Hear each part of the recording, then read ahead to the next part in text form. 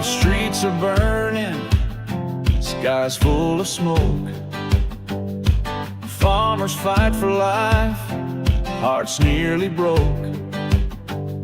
The crops are failing, the rivers run dry, and the people ask, how long must we cry? Will Ramaphosa stand or take the fall? The vote of no confidence, a rallying call. Save South Africa, we can't delay. The heart of the nation is slipping away. Corruption's a shadow that darkens the land, stealing from the people with a greedy hand. The workers are hungry, the wages are thin, and justice feels like it's wearing thin. Will Ramaphosa stand or take the fall? The vote of no confidence, a rallying call. Save South Africa, we can't delay. The heart of the nation is slipping away. The children are crying, their future unclear, but the strength of the people will persevere. Through the ashes and the lies, we'll find our way. A brighter tomorrow begins today. The fields will grow green, the skies will turn blue, when leaders are honest and the hearts are true. Together we rise, united and strong. This is our fight, where we all belong.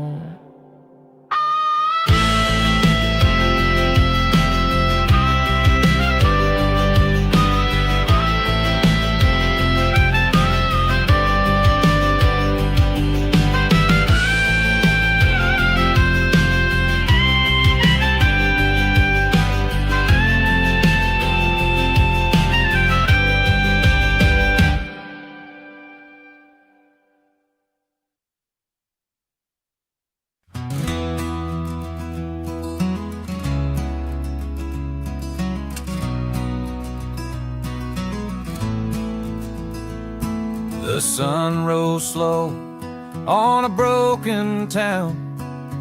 Factories closed, machines shut down. Promises made, but none were kept. Dreams turned to dust while the people wept.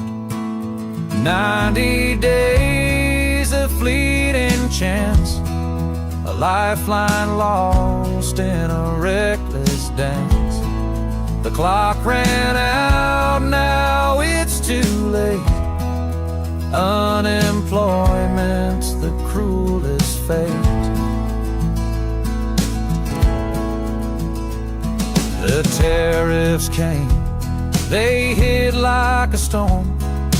Families braced to keep their homes warm. A pause was given, a moment to act, but the time was wasted, that's a hard fact. 90 days of fleeting chance, a lifeline lost in a reckless dance. The clock ran out, now it's too late. Unemployment's the cruelest fate. Leaders spoke with words so grand, but their hollow deeds we can't withstand. The people begged, the people cried. Now hope's a stranger on this side. Misery's knocking, poverty's near.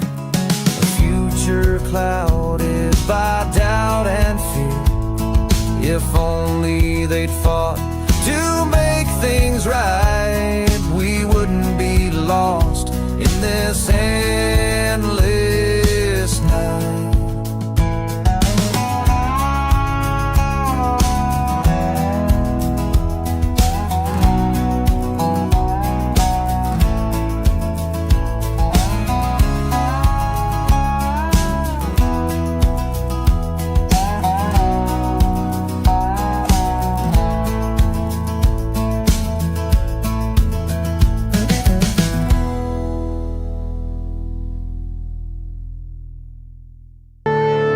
Marvin Divine. I'm saying bye to all the lies and all the times you cried, saying that I wasn't right, yet I was right by your side. You manipulator, playing games, your friends commentators, and I don't know what you say about our private conversations, but it's got them hating. Thanks to all the rumors you be claiming. It's cool, I'm done with you, so they can throw you a celebration. You gon' hate it when you see me with somebody living better. I'm trying to tell you that me just doing me gon' have you jealous. Monday, July 7th, 2024. Welcome back to the program, ladies and gentlemen, to all the Neanderthals, the canines, the right-wing podcasters, and all you aspiring car guards out there. Don't fret. Car Guards of America Union will start on August 1st. The monthly dues are $1,000 for all you refugees that want to join. Car Guards of America will defend your interest and make sure you get a job somewhere in North Dakota. Welcome back to the program, folks. But seriously, wow. The Trump tariffs are about to bite. The deadline has come and gone. And right now, let's see if Trump has issued anything. At 12 o'clock, the first letters are supposed to go out. I was on the White House website earlier. It was nothing posted. Let's see if they've posted anything very quickly here. Executive actions. No. July 3rd is the last one. News. Let's see if anything there. Okay, let's go try Truth Social, just in case he published something there. All right, so no. Nothing yet. So there you go. No news on which countries got their letters, but letters go out at noon today, which was 10 minutes ago. And then there'll be more letters tomorrow, more letters on Wednesday. The tariffs will take effect on August 1st. South Africa got a rude awakening last night when Trump announced that he was going to impose an additional 10% tariffs on countries aligned with BRICS. Presumably, that includes countries that are members of BRICS, which would mean South Africa's tariff goes from 0 to 30. Well, 0 to 10, 10 to 30, 30 to 40, all in the span of about 5 months. Ouch. Ouch. The letters are on their way, ladies and gentlemen. This is when you don't want the Postal Service to work in South Africa. Oof. Let's get to the news. Trump threatens an additional 10% tariff on BRICS-aligned countries. President Trump said on Sunday an additional 10% tariff will be imposed on countries aligning with BRICS policies. That would be South Africa. He made the remarks on the bloc after the bloc warned against proliferation of trade restrictive actions. So threaten Trump, and he comes back hard. Now, Trump didn't just do this out of the blue. The BRICS countries threatened the United States on Saturday. They threatened the United States without mentioning the United States by name. So Trump struck back on Sunday. BRICS is a bloc of countries which has no treaty. It's just a fantasy. Includes Brazil, Russia, India, China, South Africa, Egypt, UAE, Ethiopia, Indonesia, and Iran, focused on strengthening economic and social competition among members and boosting influence of the global South. Actually, all they're really focused on is bum hurt, hate America, and hate Europe. So screw them. As I said, Trump has threatened additional tariffs on these BRICS countries. Any country aligning themselves with the anti-American policies of BRICS will be charged an additional 10% tariff. There will be no exceptions to this policy, South Africa, Mr. Trump said in a Truth Social post. He did not elaborate. Wow. This New York Times report actually got it correct. Originally comprised of Brazil, Russia, India, and China. Later expanded to include South Africa and now a handful of other nations. That is correct, unlike South African journalists who claim that South Africa was a founding member of BRICS. What a joke that is. Uninformed idiots who didn't live through history and are too lazy to do research, basic research. Well, Scott Bessent says that the tariffs will boomerang back to April levels by August 1st for countries without deals. If you want to speed things up, have at it. If you want to go back to the old rate, that's your choice. Ouch. Treasury Secretary Scott Bessent said on July 6th that the Trump administration is close to securing several trade deals ahead of the July 9th deadline, when higher tariffs are set to kick in. For any nations without deals, their tariffs will return to levels seen in early April. Bessent told CNN's State of the Union that President Trump is going to send letters to several U.S. trading partners, saying if you don't move things along, then August 1st, you'll boomerang back to your April 2nd tariff level. Ouch. If those countries fail to negotiate a deal with the United States by August 1st, they will receive another letter informing them that tariffs on their imports. So there you go. Wow. So basically, Trump has given you an extension without giving you an extension. That's very kind. It's D-Day for South Africa. Boy, business tech has got on board. U.S. tariffs of 30% Southern goods are set to hit later this week, with the government and businesses hoping for an extension. In April, U.S. President Donald Trump announced that his administration would impose so-called reciprocal tariffs. Well, they lowered it to 10%, and now it's coming at 30% effective 1 August. South Africa is not anti-American, trade spokesman claims. Really? Why do you insult America every turn?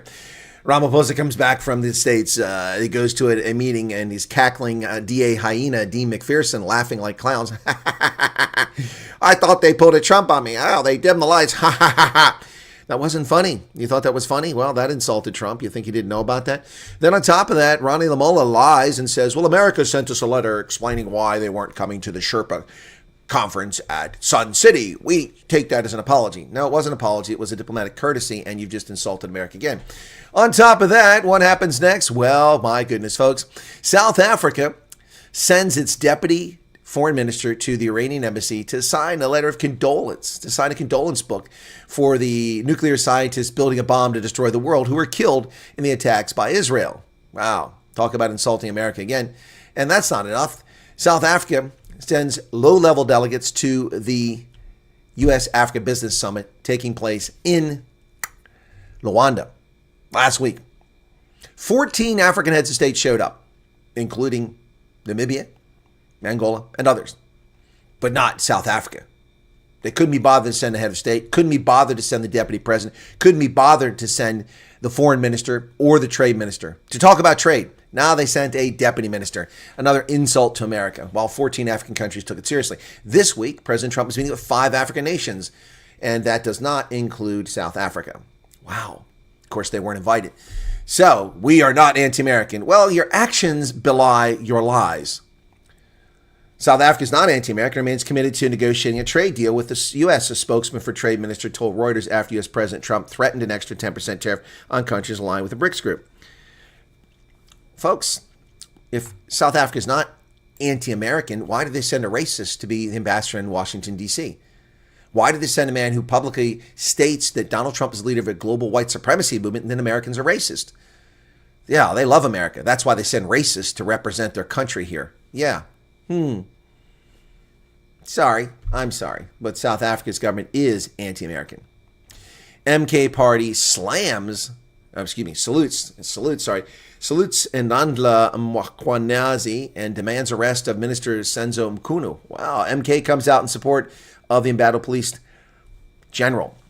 The Mkhonto weSizwe Party has saluted KwaZulu-Natal Provincial Police Commissioner Lieutenant General Ndandla Mkhwanazi for his unwavering dedication to justice and transparency after he made damning allegations against Police Minister Mkhunu, Deputy National Police Commissioner Lieutenant General Shadrach Sibia. General Mkhwanazi has demonstrated profound courage and integrity, especially in the face of adversity. His leadership, which initially focused on addressing political killings and is now expanded to include investigation of high-profile murders, is both commendable and necessary for restoring public faith in our justice system. Ouch. This Mkhwanazi. Folks, I spoke to Ian Cameron last night, and he was going to come on, but he got busy and didn't get back with me. I want to talk to him about this. Apparently, he went on, I don't know, Biz News or somewhere like that last night, but then he was going to come on my program, and I haven't heard back from him. Obviously, he got busy. Will Ramaphosa actually suspend Mkhunu? President Ramaphosa may opt to suspend Police Minister Senzo Mkhunu rather than firing him, following allegations by KZN Police Commissioner. Well, suspend. How about start prosecuting some of these people for their crimes, folks? Suspension. Zweli Mkhize still sits in Parliament, draws a nearly $2 million rand a year salary, despite the fact that the Hawks found that he was guilty in the Digital Vibes case. That's what they said, not me. Well, the analysts have come out to support the ANC. Experts warn of repercussions for Police Commissioner Mkhwanazi. Really? What, if any, backlash is coming his way after his explosive remarks about Senzo Mkhunu over the weekend? Well, we'll see. In the interim, experts say the feud between the two has drawn back the veil of a deeper crisis within the country's law enforcement. Duh! We've known this for ages. We've known it. We've known it for a long time. Well, Fakele Mabalula spoke earlier today, and he briefed the media on the allegations. South Africa's resumed imports of Brazilian poultry. Reopening trade with Brazil is vital to ensure a steady supply of poultry products, particularly mechanically deboned meat. Why Brazil? America's poultry is better quality, less expensive, and more readily available than Brazil's. Because you're BRICS. Because you're BRICS. So keep up those trade barriers and see what happens to your tariffs. South Africa. Well, this is pretty scary stuff here. Hitman Sibusiso Nkwa sentenced to 25 years for murder. 25 years for murder? The heck is that? How about execution? He was convicted of the 2017 killing of former ANC Youth League Secretary General Sindiso Makakba. He's sentenced 25 years in prison by the Pietermaritzburg High Court. Sentencing was handed down. Count 1, conspiracy to commit murder, 25 years. Count 2, murder, 25 years. Attempted murder, 5 years. Attempted murder, 5 years. Attempted murder, 5 years. Malicious injury to property, 3 years. Malicious injury to property, 3 years. Malicious injury to property, 3 years. Unlawful possession of automatic firearm, 5 years. Unlawful possession of firearm, gun, 5 years. Unlawful possession of ammunition, 1 year. The sentences in counts 1 through 3 to 11 are run concurrently with count 2. So he only goes 25 years. All of that, he's sentenced to 50, 65, 74, 79, 83, 84 years in prison. He's only have 25 for murder. Jeez. In a signed confession, he admitted that he and his accomplices had meticulously planned the shooting. We followed the vehicle and waited for an opportunity. When we saw them sitting there, I got out the rifle. I fired shots at the car to make sure we hit him. Afterwards, he confessed that they torched another vehicle to eliminate evidence. We poured petrol on it. Evidence presented in court revealed that McWall was ambushed on July 13, 2017, while parked outside a tuck shop in KZN. He and 2 counselors were repeatedly shot as they sat in the vehicle. Although he initially survived the attack, he later died in hospital from complications linked to his injuries. And this man is going to get out of jail in how many years for murdering someone? What a joke. This isn't justice. This isn't even remotely justice. This is an insult to the people who were murdered. Well, Mitchell's Plains residents are asking for something they're going to regret, folks. Mitchell Plains residents are asking for SANDF deployment. This is an organization that can't feed its soldiers, can't shoot back at guerrillas in the Congo, and can't get its ministered to the right airport for a return ceremony of troops. And you want the SANDF deployed? I think that's a bad idea. Mitchell's Plains residents want the Army deployed to the area to deal with the ongoing gang violence. SANDF said the Defense Force can be deployed once requested by SAPS. Well, that would be an error. 7 people were killed last week in the area. Residents of Mitchell's Plains are living in fear for their lives after at least 7 people were shot and killed in what's been described as an ongoing bloodbath of gang wars. These killers know very well who the faces are that live in the area. It's not always easy to tell the police where the gunmen live, which gang they are from, and where they hide the gun, because the very same gunman has informants who will tell him which resident spoke to the cops, and then they'll kill them. Yep. We are so scared to even send our children to the local corner shop because we don't know when there's a gunman waiting around the corner, said Beacon Valley resident Myrtle Abrahams, and she's right. These gangs shoot at the police who you must be really brazen to shoot at the very same effing people who risk their lives to come out to the gangers to keep us in the community safe. Gangs have no place in our community. They must get the F out and leave us alone. One of the problems we're facing here is that every man or boy that steps out of their homes is already labeled a gang member. It doesn't matter how many times we shout from windows he's not a gang member. When we see these latkes eyeing and circling our children or just walking to the shop. Well, ladies and gentlemen, the DA gets things done. This is Democratic Alliance ruled Cape Town and the Cape Flats. But the DA gets things done. It does. The DA gets things done.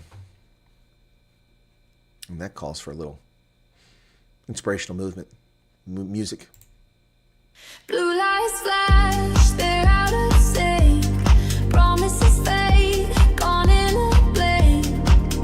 Wrong place, wrong time. What's the plan? Spinning words, but they don't land. Oh, jellyfish sway. Ooh, yeah. Floating promises drift away. South Africans cry, dismay, dismay. Dance through the night, we'll find our way. Jellyfish sway. DA ruled Cape Town. Jellyfish sway.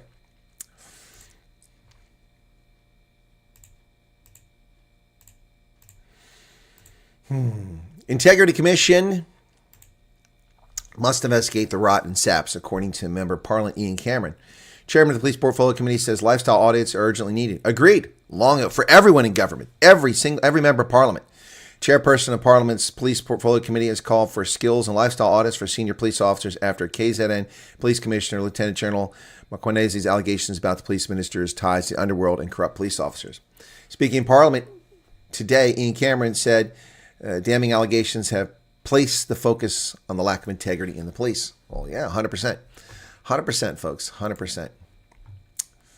Ian Cameron spot on there.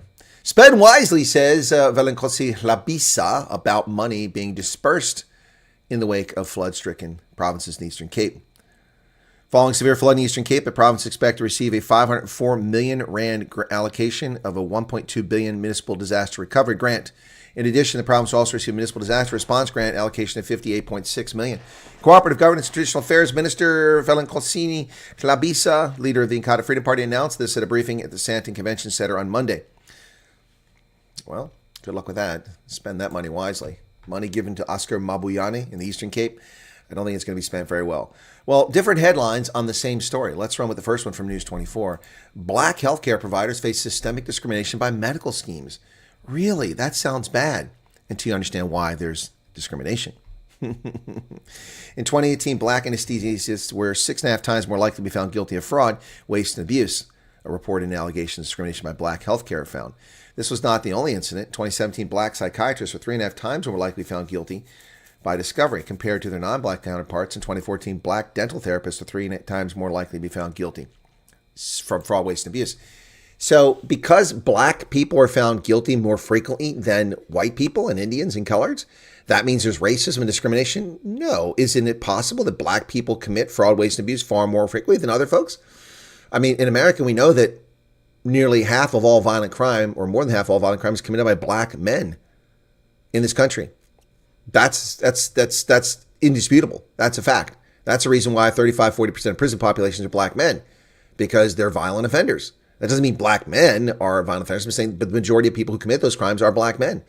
So it's not possible that these medical practitioners commit fraud, waste, and abuse more frequently than their brown and white counterparts. So it's just discrimination, really. Wow. I mean, there's don't prove discrimination here. They just make a report and say because they found out that more black people are found guilty that it's discrimination. They're saying it's racial profiling. Inquiry finds medical schemes use racial profiling to detect fraud. Section 59 inquiry found that black practitioners face disproportionately higher likelihood of investigation and sanction. Well, gee, I wonder why. Maybe that's because they're disproportionately guilty. Do you think that's it? No consideration of that at all. No consideration at all. Well, it's been 5 years and we still don't know who tortured and murdered Brendan Horner. A 21-year-old celebrating his 21st birthday, having gone to his employer's house, not even a farm owner, a farm manager. Brendan Horner tortured and murdered and left tied to a fence post in a domestic terrorist incident intended to frighten white South Africans. Who murdered him? We still don't know. But the South African government is on the case. It's on the case, not that case, but on the case of Cephas Nyoka, killed in police custody in the 1980s. Last year, former apartheid police officer Johan Murray pled guilty to murdering student activist Cephas Nyoka more than 37 years ago. Murray returned to the Gauteng High Court in Pretoria for sentencing proceedings on Monday and refused to drop dimes on his co-accused. He refused a deal to become a state witness and testify against his former colleagues. Prosecutor Lucas Davana was arguing that an apology letter penned by Murray in January 37 years after murder was not sincere and far too late. The judge asked if Murray would be testifying against his former co-accused, and he said no, he will not be testifying. Sonia Bradley, thank you for becoming a subscriber. So, he's not testifying. But we still don't know who killed Brendan Horner, or for that matter, Edward Neumeister. Jen Ruth, thank you for subscription. Kenya police open fire at anti-government protesters. Things are getting quite nasty in Nairobi, folks. Nationwide rallies to mark the 35th anniversary of pro-democracy uprising have turned into a wider call for President William Ruto to resign. Police in Kenya fired live ammunition and water cannon at anti-government protesters in the capital, Nairobi. Local media reports said at least one person was dead, several injured, as hundreds of demonstrators advanced in the city with some blowing whistles while they marched amid heavy police deployment. Each year on July 7th, they mark the date of the 1990 when Kenyans demanded a return to multi-party democracy after decades of autocratic rule by then-President Daniel Arap Moi. The protest, called Saba Saba, which means 7-7 in Kiswahili, because of the date, has turned into a wider call for President William Ruto to resign. Cops were out in force. Most schools and at least one shopping mall were shut in anticipation of possible trouble, and there was trouble. So why is Trump meeting 5 African presidents this week? Well, he's not meeting with South Africa, I'll tell you that much. President Trump is meeting with the leaders of Gabon, Guinea-Bissau, Liberia, Mauritania, and Senegal. And the French press agency claims it's all about minerals, but then they're honest and say these countries have basically nothing the U.S. wants. So at a loss for what it's all about, they just go with the transactional solution. Why these 5 countries? Well, I don't really have an answer. They claim the natural resource. Gabon is rich in oil, but Gabon is declining in oil production. It is falling off the chart. It's also insignificant. A few 100,000 barrels a day does not affect the United States, which burns over 20 million barrels per day. Gabon also has manganese, uranium, iron ore, gold, and rare earth elements that are extremely hard to exploit. Guinea-Bissau has phosphates, bauxite, oil, gas, and gold. Very small country, though. Liberia has manganese and gold reserves, and diamonds have been found in its border near Sierra Leone. It's also got iron, but not much value there. The United States has put more money in Liberia than they'll ever get out of it. Mauritania has iron, gold, copper, oil, gas, rare earths, almost none of that being exploited. And oil is only a recent discovery. Senegal has gold, phosphates, iron ore, rare earth elements alongside oil and gas. All these countries, the country with the most potential here is Senegal. So why? Well, instead of claiming it's the minerals, which is what they're trying to get at, they're saying that Trump is curious about migration and drug routes. But none of those countries, save Liberia, are major origins of people illegally entering America. Senegal, a few. Gabon, none. Guinea-Bissau, virtually none. Most of the Guinea-Bissauans go to Portugal if they're going illegally somewhere. Mauritania, virtually none. It's Liberia that has the most. And that's because we allow them here. So I really don't get their analysis. It really isn't on the money here. Well, the Houthis have attacked a ship in the Red Sea, which I mentioned yesterday. It's now confirmed that they were the ones that did it. So the Israelis strike back. A crew in the Red Sea was forced to abandon ship after it was hit by Houthi rebels on Sunday, the first attack of its kind since Trump announced a truce. The Liberian flag Greek-owned bulk carrier Magic Seas has taken on water after being hit by gunfire with small arms and self-propelled grenades near the Houthi-controlled port in the Red Sea. The British task force that monitors shipping apparently didn't respond. Houthis say they targeted it because it belonged to a company that violated the entry ban to the ports of occupied Palestine. Israel used 20 jet fighters and dropped over 50 munitions during an attack, which targeted the ports of Al Hudaydah, Ras Isa, and Sarif, as well as Ras Kanatib power plant. Well, the BRICS nations call on wealthy countries to fund a worldwide net zero transition. I call on the BRICS countries to do it. China's the second largest economy in the world. Quit being cheap bastards. You want green net zero? You fund it. Oh, here's another thing. How about you decommission your thousands of coal-fired power plants, the biggest consumer, biggest polluter on the planet, China? You want us to pay for you to keep burning coal? Hey, you know what, China? We got a friend for you. Have you ever met my friend, the bugger off bunny, China? Have you ever met my friend, the bugger off bunny? Yeah, we have an answer for you. Piss off. Piss off. By the way, folks, we had over 1,000 people watching the program until I played the Blue Jellyfish song, and then we dropped back. What happened there? The Blue Jellyfish song, people left. They didn't like that. Yeah, BRICS is telling the world, the developed world, to pay for their pollution. I don't think so. Leaders of the BRICS group said it's Sunday that wealthy countries should pay to help poor countries transition net zero. I don't think so.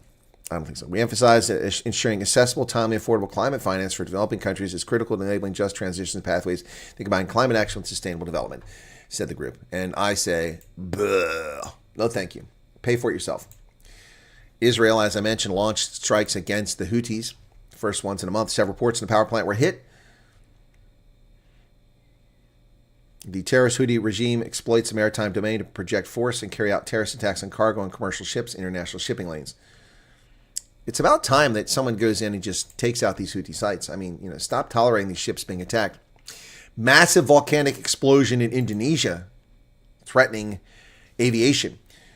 11 miles high, the ash cloud above Mount Luotobi Laki, which we talked about last week, was 4 times taller than the one produced by an eruption there last month. I said last week, I meant last month. Yeah, folks, it's insane. 11 miles high. on the southeastern Indonesian island of Flores, where they found hominids, spewed the ash when it erupted for about 6 minutes this morning. Look at that. That's insane.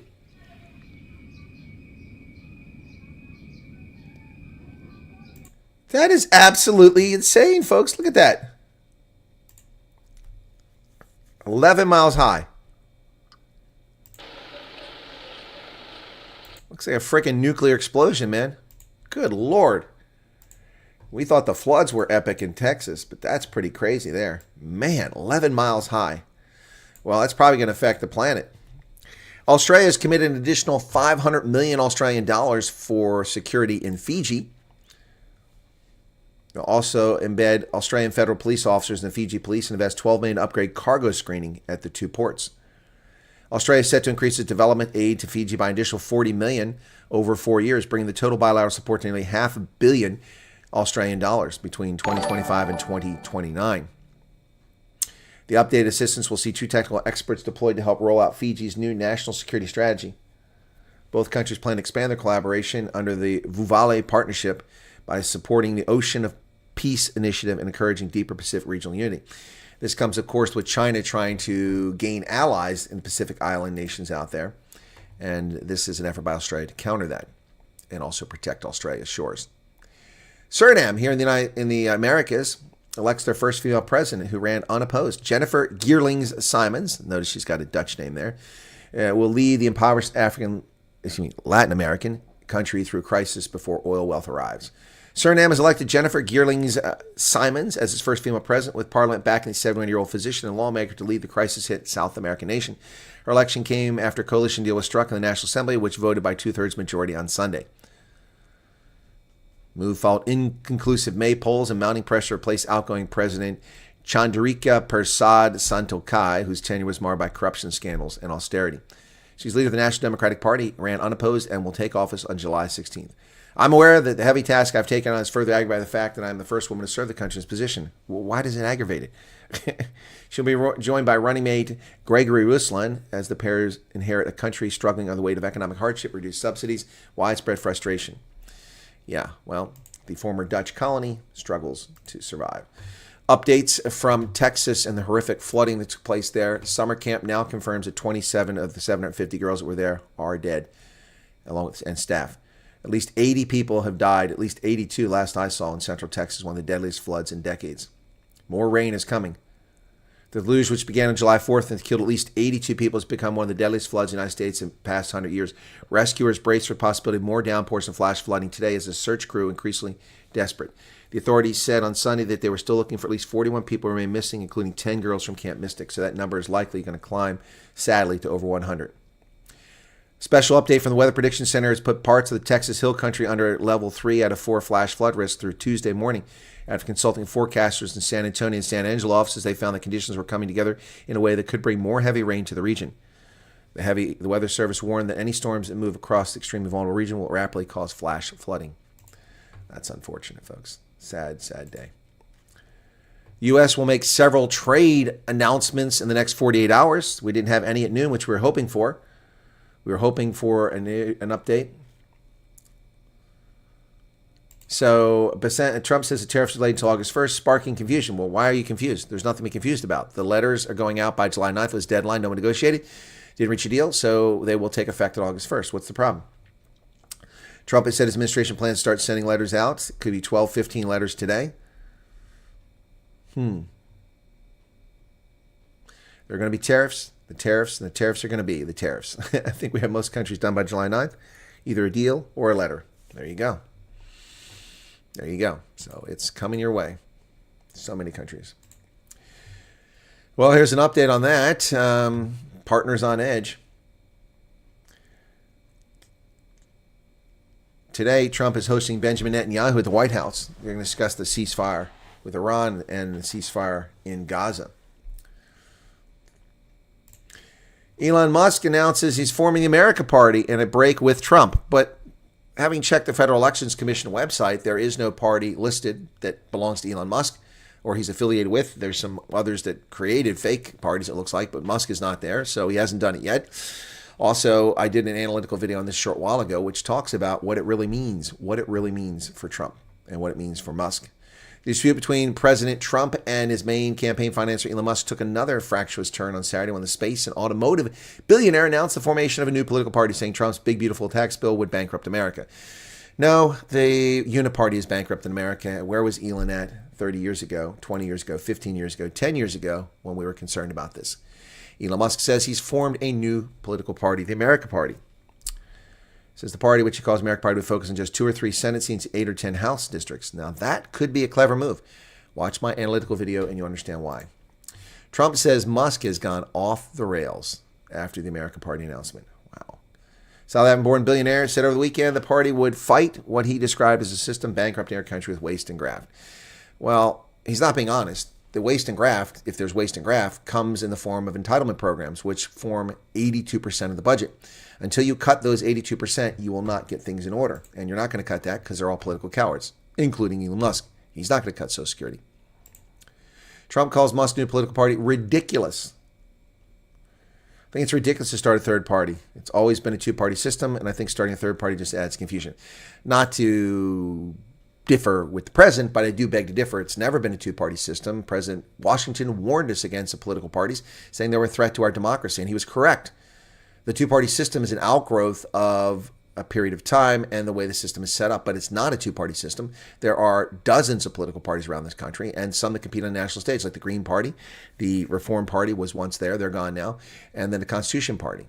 So it's not a two-party system. It's just 3 million votes went to other party candidates in the last election. That's 3 million votes that Kamala Harris or Donald Trump could have garnered, but they didn't get. So it's not a two-party system. It's predominantly a two-party system. Well, Musk is railing about the Epstein list again, but they released it. There is no Epstein list. Government released that. Post about Epstein list again after President calls America Party ridiculous.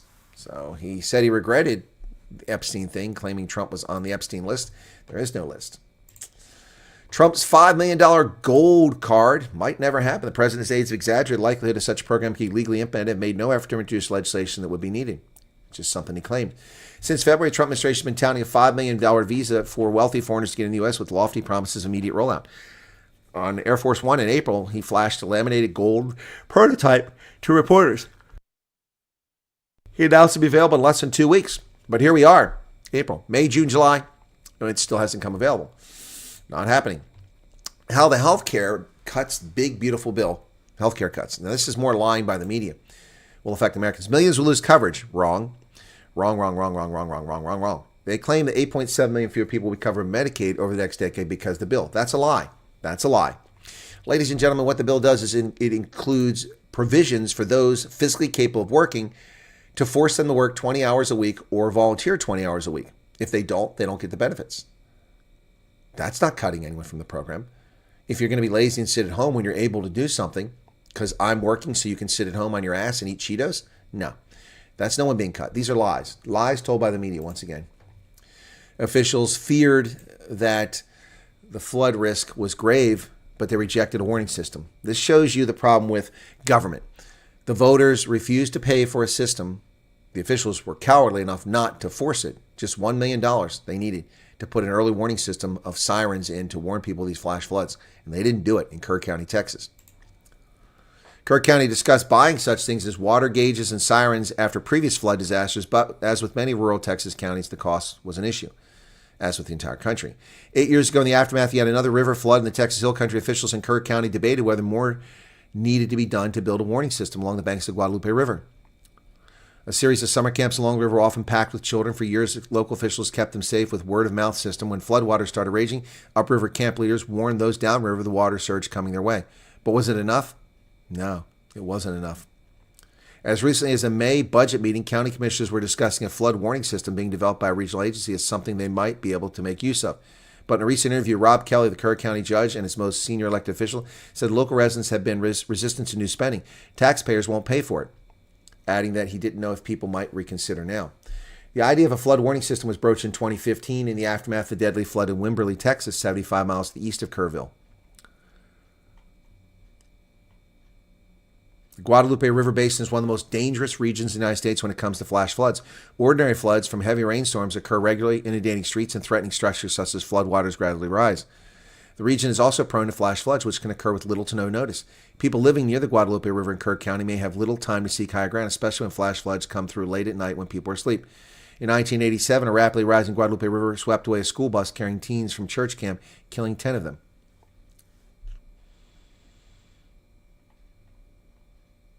So this is the Guadalupe River in May. You see that, folks? That's what the river looked like in May. Now watch this image from July 4th. That's July 4th. May, July 4th. The house you see at the top of the photo there is also in the next photo, but it's further away. That's July 4th.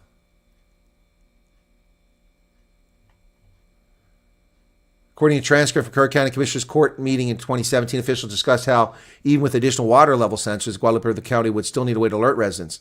Sirens, which used across Texas to alert residents about tornadoes, were considered by county officials a way to alert people who live along the river.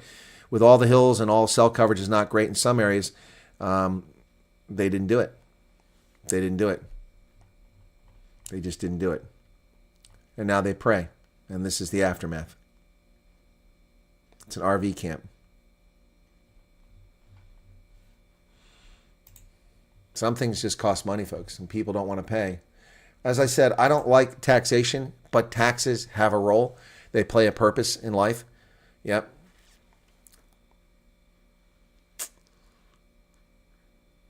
Yep.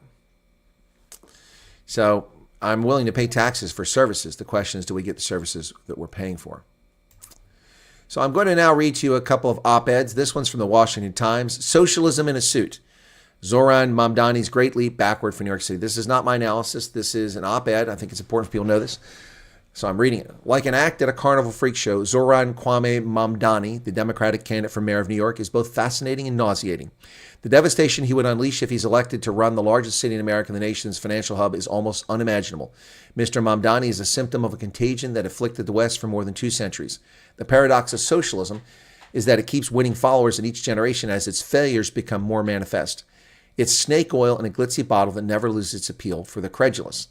True believers include the gullible, lazy, and envious. It has special appeal for students, intellectuals, the guilt-ridden rich, and bureaucrats with a passion for ordering the lives of others. Socialism isn't a mass movement, but is elitist to the core. The Democratic primary for mayor of New York was a contest between Mr. Mamdani, a cross between a Socialist International and Hamas, and former New York Governor Andrew Cuomo, who was looking for a comeback. A majority of blacks and Hispanics voted for Mr. Cuomo, as did those earning less than $50,000 a year, by 19 points, and 61% of voters without a 4-year college degree. Those making over $100,000 a year went for Mr. Mamdani by better than 13 percentage points. In other words, the rich elites. A 2019 Gallup poll showed 49% of 18 to 39-year-olds had a favorable view of socialism. The young are notoriously obtuse, particularly when they're indoctrinated by Marxist professors. The rich, especially trust fund babies, are often plagued by feelings of guilt. Over the past century, socialism has ruined more countries and regions than the Black Plague. Cuba, Venezuela, Argentina, Eastern Europe, Russia, North Korea, Vietnam, Cambodia, China under Mao, Somalia, Sudan, Ethiopia, and the People's Republic of Newsom, California, which is poised to slide into the Pacific Ocean.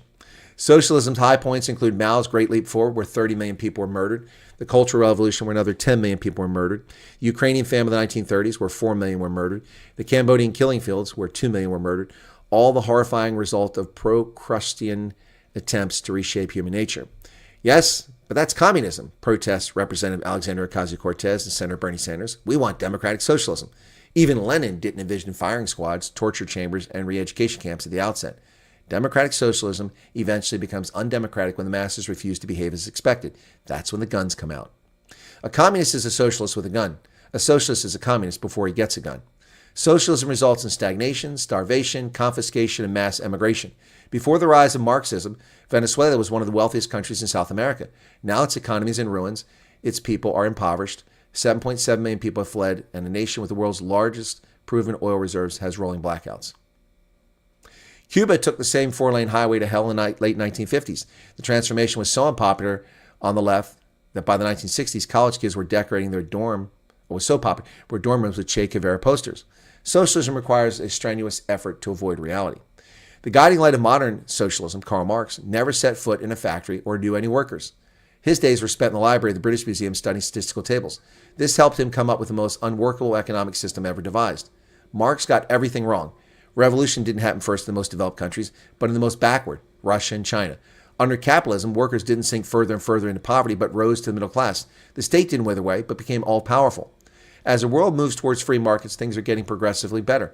Canadian psychologist Jordan Peterson explains that between 2000 and 2012, the rate of absolute poverty in the world fell by 50%.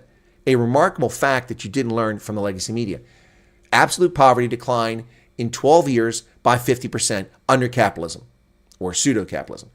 Under a president who epitomizes capitalism, incomes are up, inflation is down, and prosperity isn't just around the corner, it's here.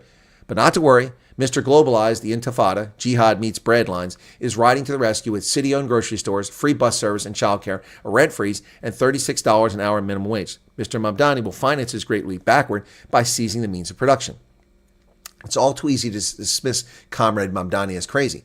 Craziness like his fills mass graves. Given the role New York City played in the development of capitalism, somewhere in hell, Karl Marx is laughing. Yep. So, there you go, folks. There's that. What do you think of that? What do you think of that? And here's another one. This one's from the Wall Street Journal. That was in the Washington Times. This is from the editorial board. The crisis of the welfare state in profile. Britain's Labour Party revolts against modest disability reform. The crisis of the welfare state, fiscally unaffordable but politically unreformable, that's America, afflicts nearly every 21st century Western democracy. And the revolt last week against Prime Minister Keir Starmer's modest disability reforms shows how deeply the entitlement state mentality is entrenched. At issue were so-called personal independence payments for those who struggle with tasks like bathing, preparing food, or managing finances owing to physical or mental infirmities. Sounds compassionate, but more Brits than ever are claiming anxiety and depression to qualify. As many as 1,000 people each day are signing up for the allowance that can exceed $250 a week. Some 2.8 million jobless Brits are now classified as long-term ill, and the government says 1 in 10 working-age people now claim a sickness or disability benefit. Personal independence payments awards have more than doubled since the pandemic. British spending on working-age health-related benefits has skyrocketed to £52 billion from £36 billion over the past 5 years. Mr. Starmer sought to tighten eligibility requirements, but his own party revolted. More than 120 Labour MPs threatened to kill the reform bill outright. The government responded with concessions that shielded existing claimants from the changes, knocking billions off the total savings. But that wasn't good enough for lawmakers like Labour's Rachel Maskell, who denounced reforms as Dickinsonian. The government retreated again, committing now only to consider whether to change the eligibility rules. It will complete a review next year. Gone are the immediate personal independence payments reforms that would have saved $3.8 billion annually. Last week's bill preserves cuts to nearly $580 disability top-up to monthly benefits for low-income and jobless Brits. But for the next 5 years, these savings are offset by an increase in the baseline allowance. Without reforms, the cost will grow to $66 billion by 2029. This is a political disaster for Mr. Starmer's government, which had been counting on the savings to create room for spending on defense and other priorities. The Times of London reports that Rachel Reeves, the whining, crying Chancellor of the Exchequer, is now warning that the hole will have to be filled with tax increases. Of course. Yet the tax increase in the last budget are deeply unpopular and have failed to raise anticipated revenue, because raising taxes reduces revenue. But it's an even bigger problem for the country, which urgently needs to spend more to defend itself. Yet it finds itself with an ever larger share of the population on non-working disability rolls, even though they're not disabled. The Tories can hardly crow, since they failed to address the disability mess in their long recent hold on power. Americans also have no cause to boast, as Republicans struggle to pass even modest reforms to Medicaid and food stamps. No wonder the Chinese communists think they'll dominate the 21st century. Of course, because they're not giving out freebies like we do. And that's the news for today, folks. That's the news for today. Be sure to hit the like button if you haven't done that already. 510 likes. Wow, having a hard time getting those likes away. Since Communist Socialist Mamdani lied on his naturalization form that he's black, that grounds for deportation. Yeah, I think it could be grounds because it's misleading, so he can get over here. Yep, he could be stripped of it. Lifestyle audits can be sidestepped. They push money up. No, you don't understand how lifestyle audits work, Colin. No. It isn't simply reporting your income. I have to prove how I pay for this house. That's a lifestyle audit. I have to show my income. I have to show where the money's coming to pay for this house. It doesn't matter if you moved offshore. Offshore makes it more obvious that it's fraud. You're welcome, Xavier. Going to Botswana. Well, we have some of my viewers that went to Botswana. I haven't heard from them in ages. They've gone quiet. They moved to Botswana back in 2020.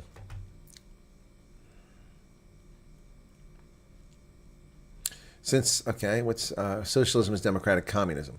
If you are an environmentalist supporting the green agenda, you are supporting communism, knowingly or unknowingly. Nazi Party was indeed socialist. Yep, it's the National Socialist German Workers' Party. Yep, it's right in the name. Jane says, you seem to relish the idea that True is such a bully.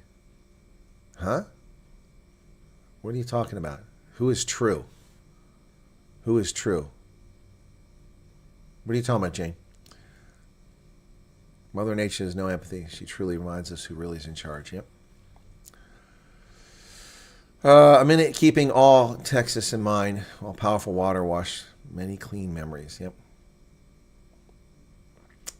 NASA warned these flooding events after Tonga unearthing. So, taxes have a role. Yep, they do, but they have to be used wisely. No, they don't send out alerts on cell phones, apparently, and they also, I get them here. I get them from the Department of Defense. I get them from Pennsylvania. I don't get why they don't get them. But sirens, they don't have the sirens. Yep. That is a lot of water, bugger off bunny. Yep. So scary. Look a bit into Errol Musk, okay. Trump's beep beep today, nothing specific budget, immigration. Yeah, exactly. I didn't find anything either, Alan. She went all the way through all those pages. Yep. Millions cut from Medicaid. Nope. Janine Scenes, there will be millions cut from Medicaid. Nope. Well, millions of vehicles. No, it's going to, yeah, well, people who won't work, and if you're illegal, you can't work. You can't prove you're working because you're illegal. Richard Reeves is going on about painkillers. I like Elon, but he is taking it too far. He needs to get out of the way or phone Trump. They were friends. I think it's lonely at the top. Yep, gotcha.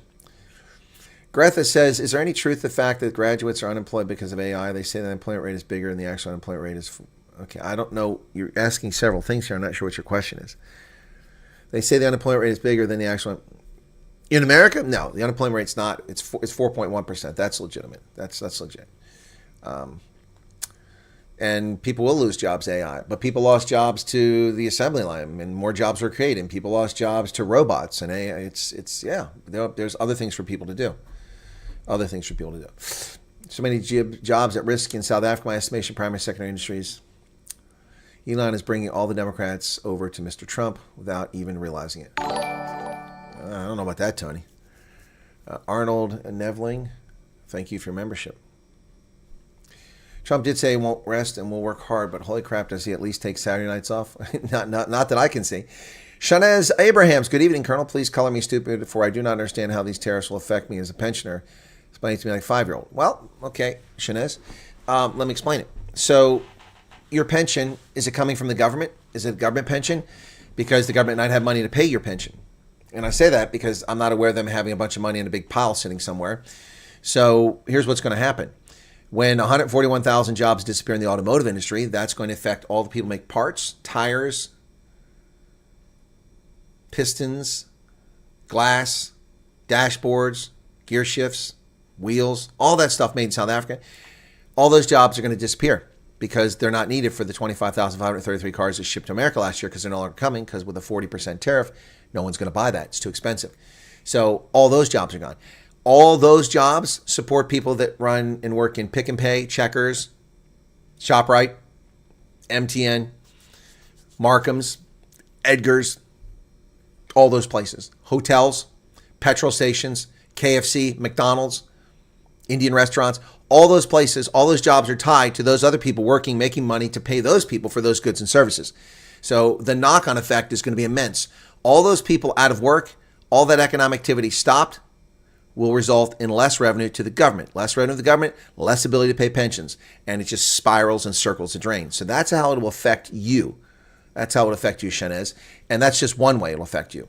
It'll affect you many other ways, but that's the start.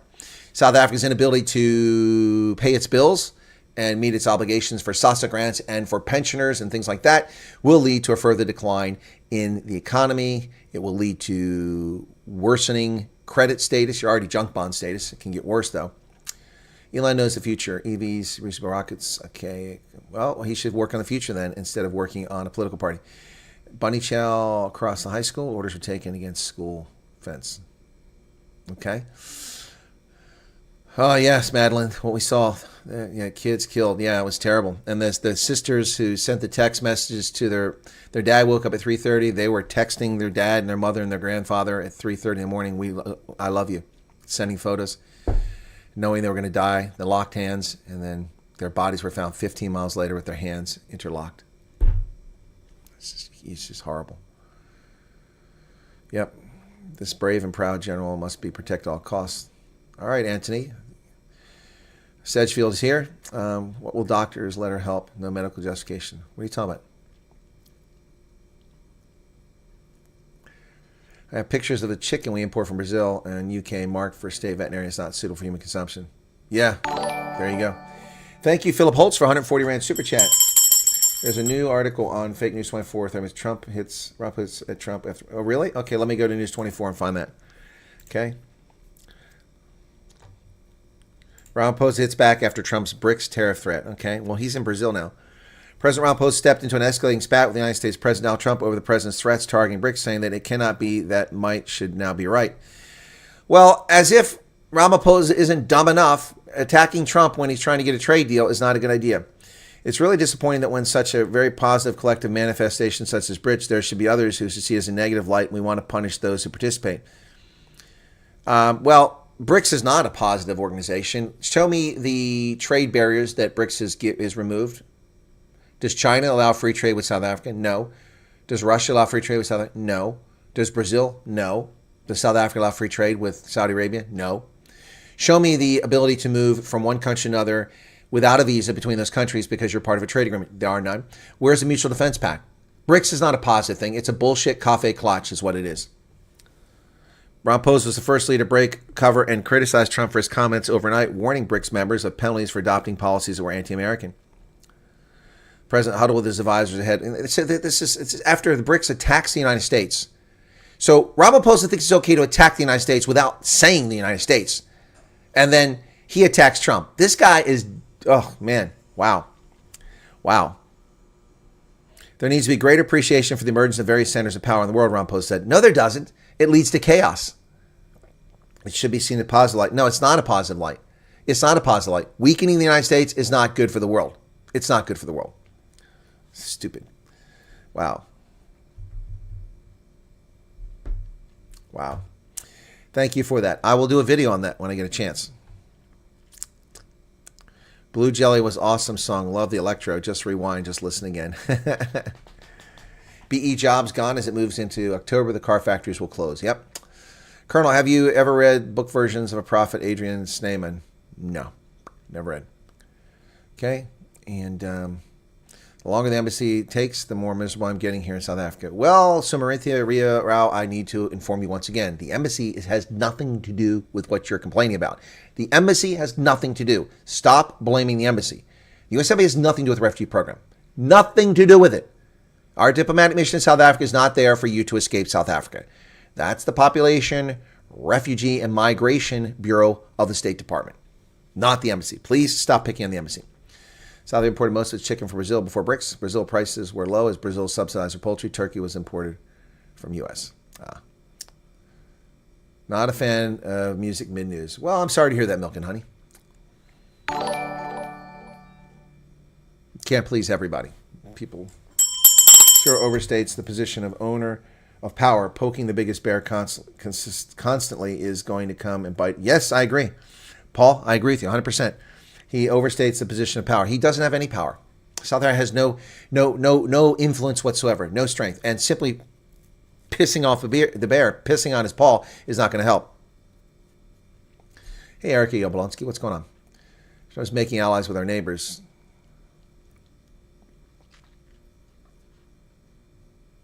They're not the most stable countries in Africa, scientists. If you're talking about the 5 countries that Trump is meeting with, no, they're not. Not even by a long shot. Mostly West African countries. Great, good video coming up, says Media Center. Okay, what was Paul von Nordvik? Thank you for the 70 Rand. Well, these tariffs make the GNU look bad. This includes all the parties. Yeah, well, Conrad, that's correct. But we did hear from Helen Zilla telling us that the reason why South Africa doesn't have 30% tariffs now is because John Steenhuisen came to America. Untrue. Freedom Front Plus, yep. Freedom Front Plus is there, yep. Pissing on the bear's paw. Yep, exactly what I said. Where's the DNA now? I thought they fought for the people. Well, I don't know. South Africa is pissing the wind, and it's just blowing right back on them. Best analogy ever, Cyril pissing on the USA paw. That paw about to sideswipe Cyril, yep. Sierra should be charged with treason, says Freya. Wow. Yeah, they don't say anything about the 4 preconditions. Correct. TikTok time is running out. Yep. Pete Lundy says, how would you feel about live discussion with Russell Brand? I'd love to chat with Russell Brand. You going to get me on his program?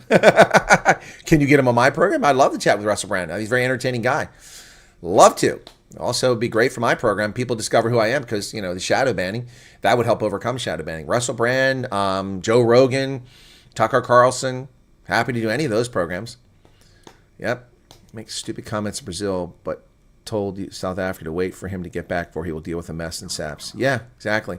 You're right, Anita. PK Paul clap. That's pretty good. Tion Engelbrecht says, good afternoon, Colonel Chris Wyatt. How long do you reckon before they take away BE policies? I don't think they're going to take them away. They're only going to take them away if they're forced to, and they're not forced to right now. They're not suffering. They're not suffering. The elites aren't suffering. That's the thing. The elites are the last to suffer. It's always the everyday people who suffer first. Yep. Kim Clement, American Party Prophecy. Awkward Leon, how's it going? Utopi. Yeah, he says never. He says never going to happen. Yeah, the only way they're going to do it, I think, is it's removed from office. Ain't going to happen. Yep. It's never going away. Elites will run to Dubai. Yep.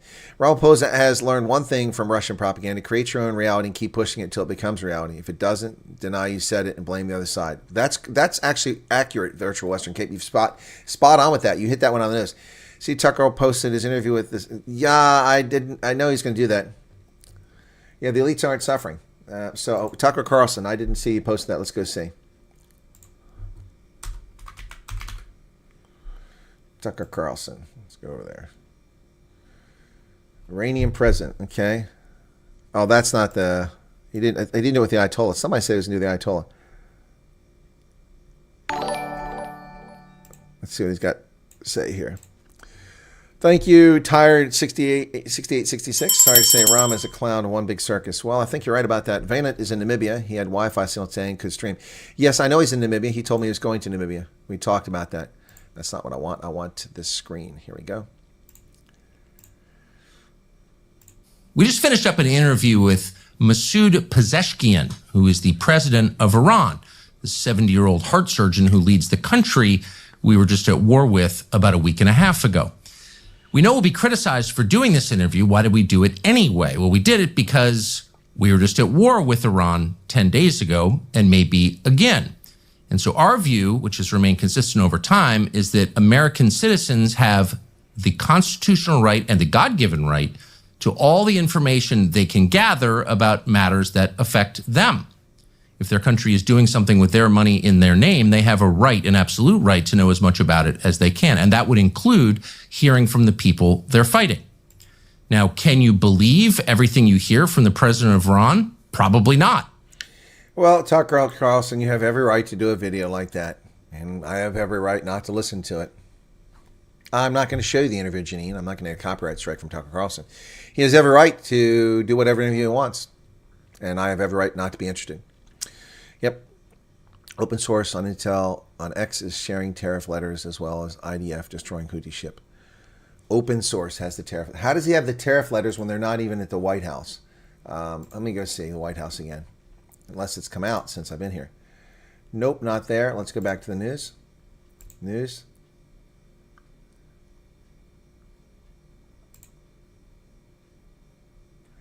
Carolyn Levitt is set to come live here shortly. Let me leave that up. And we'll hear what she has to say. It looks like the White House is going... Yeah, I have the stream up now. I have the stream up right now. Yep, so as soon as it comes up, we'll go. I have it. Bivest excluding whites. I've got to do that video too. Yep. Yeah, he did Putin, now Iran. Tucker can do what he wants. It's his prerogative. Who is she? Who is Carolyn Levitt? She's the White House spokesperson. Yep. Well, yeah. So a lot of people were in love with Tucker Carlson a few years ago. I've never been thrilled with him. I mean, he's okay. But he was the one person who was telling the world what was going on in the first week of January 2020 when everyone else was navel-gazing about potential impeachments against Trump. Tucker Carlson was warning about a illness that was taking place in an inland city called Wuhan in China, which was being covered up by officials and could be a threat to global health. Tucker Carlson, first week of January 2020. No one else paid attention. No one else around the world was even talking about it. Tucker Carlson did that. Yep. Well, we're waiting for Carolyn Levitt to come on now. Hopefully she shows up here shortly. We'll see what she's got to say. So be sure to hit that like button, folks. We're only at 600 right now. Tucker Carlson is great, in my opinion, says Roberto Wilco. Well, you're welcome to say that. That was easy. I think views of Tucker Carlson has shifted over time as they are shifting of Elon Musk. I'm sure views of me has shifted too, but I'm still the same person. 60% of Southern citizens vote for the ANC. Actually, no, Anton Mulder. That's not even remotely true. Not even remotely true. The ANC got 8.5 million votes in this last election. There were 42 million eligible voters in South Africa, okay? 42 million eligible voters. Let's do the math on that one, okay? 42 million. Hang on a second. My computer just hung up there. Okay, here we go. 42 million. So that's 8.5 million divided by 42 million. That means that 20% of eligible South Africans voted for the ANC. That's not 60%. And even of the 27 million who voted, that's only a third. 27 million people voted.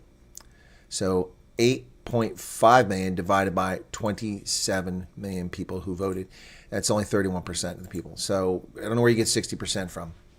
No. Unless you're adding MK and EFF, then I could see where you're coming up with that. But let me get this over to a different place. I need to move this to the news so I don't mess up my screen. There we go. What sounds like my mail's being delivered. Mailman's here early, 1 o'clock. That's been happening a lot this past week and now this week. People showing up early with the mail. I like it. Hey, Pearl Whitboy, what's going on? Vidboy, what's going on? Elon is a rich man throwing a temper tantrum. Well, that's what I said in my analysis. What is your opinion on the effects of tariffs will have on the mining industry? Jeantel, I think there might be exceptions. There could very well be exceptions for mining. And so if that happens, nothing will happen to South African mining industry because America probably wants the minerals. We'll see what happens. I know your mail never arrives. Your postal service is broken and dead. Good thing about Tucker now out of Fox is the long format similar to Rogan. Yeah, that's true, Roberto Wilco. Yeah, he gets to really delve into things. So if you put Tucker and Pierce together, they both make money from playing two sides of a coin. That's why I'm interested in what they have to say. Yeah, Alan, I like your analysis there. It's pretty spot on. Have you heard Colonel's new jellyfish? Yeah, jellyfish sway. Amazon Prime tomorrow. I will be looking, Lindy, but I'm trying to cut down on my bills. I need to save money to travel. So I'm looking to cut down on my bills, but I will be looking to see if any good deals are there. Yeah, if there's any good deals on Prime tomorrow, I'll be looking.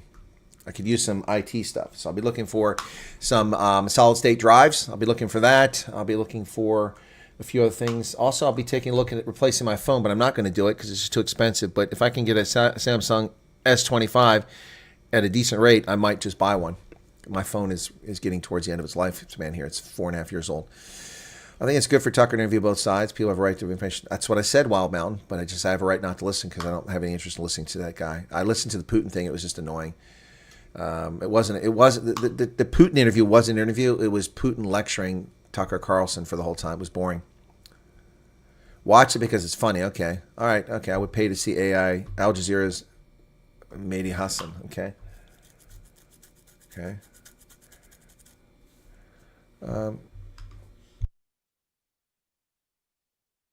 Kids after 94 don't even know what happened. Just looking at USA folks, so neat, well-mannered. I think we have the ugliest parliamentarian, says Julie.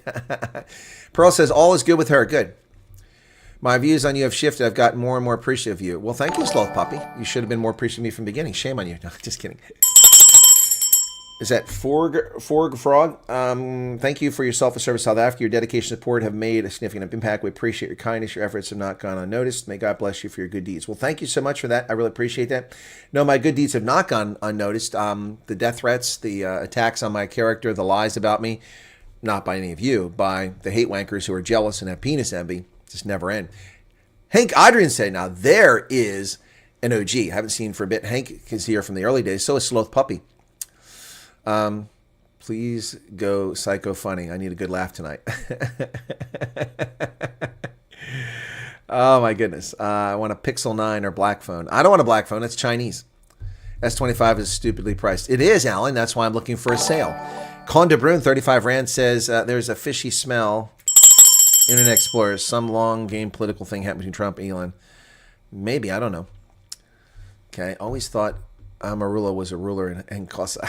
No, Amarula is a drink. It's a good drink. It's kind of like Bailey's. Yep.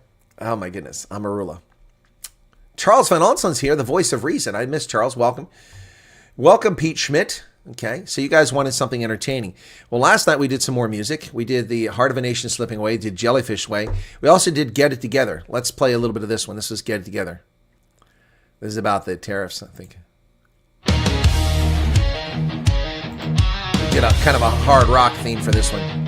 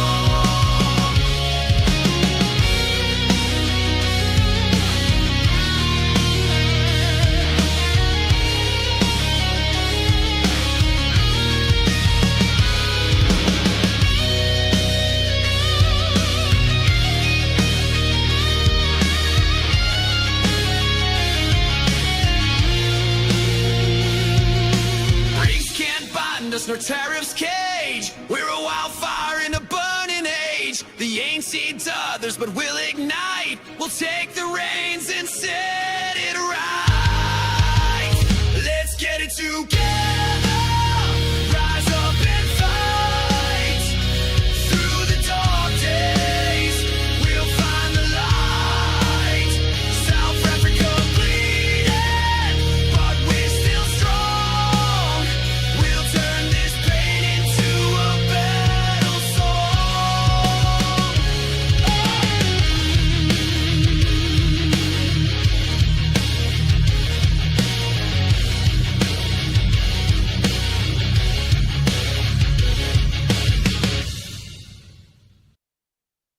Yep, that's artificial intelligence. That's called Get It Together. It's about South Africa. I recorded that one last night, gave them the lyrics, put it together. So, yeah, 1980s, let's get it together. So that's a rock. We did a country earlier, and then we've got the new wave techno one, which is Jellyfish Sway.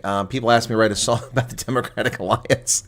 I didn't put any names in it. You can infer what you want from it. This is Jellyfish Sway, electronic, female vocals, dance, nightclub music. Here you go, Jellyfish Sway. Blue lights flash, they're out of sync.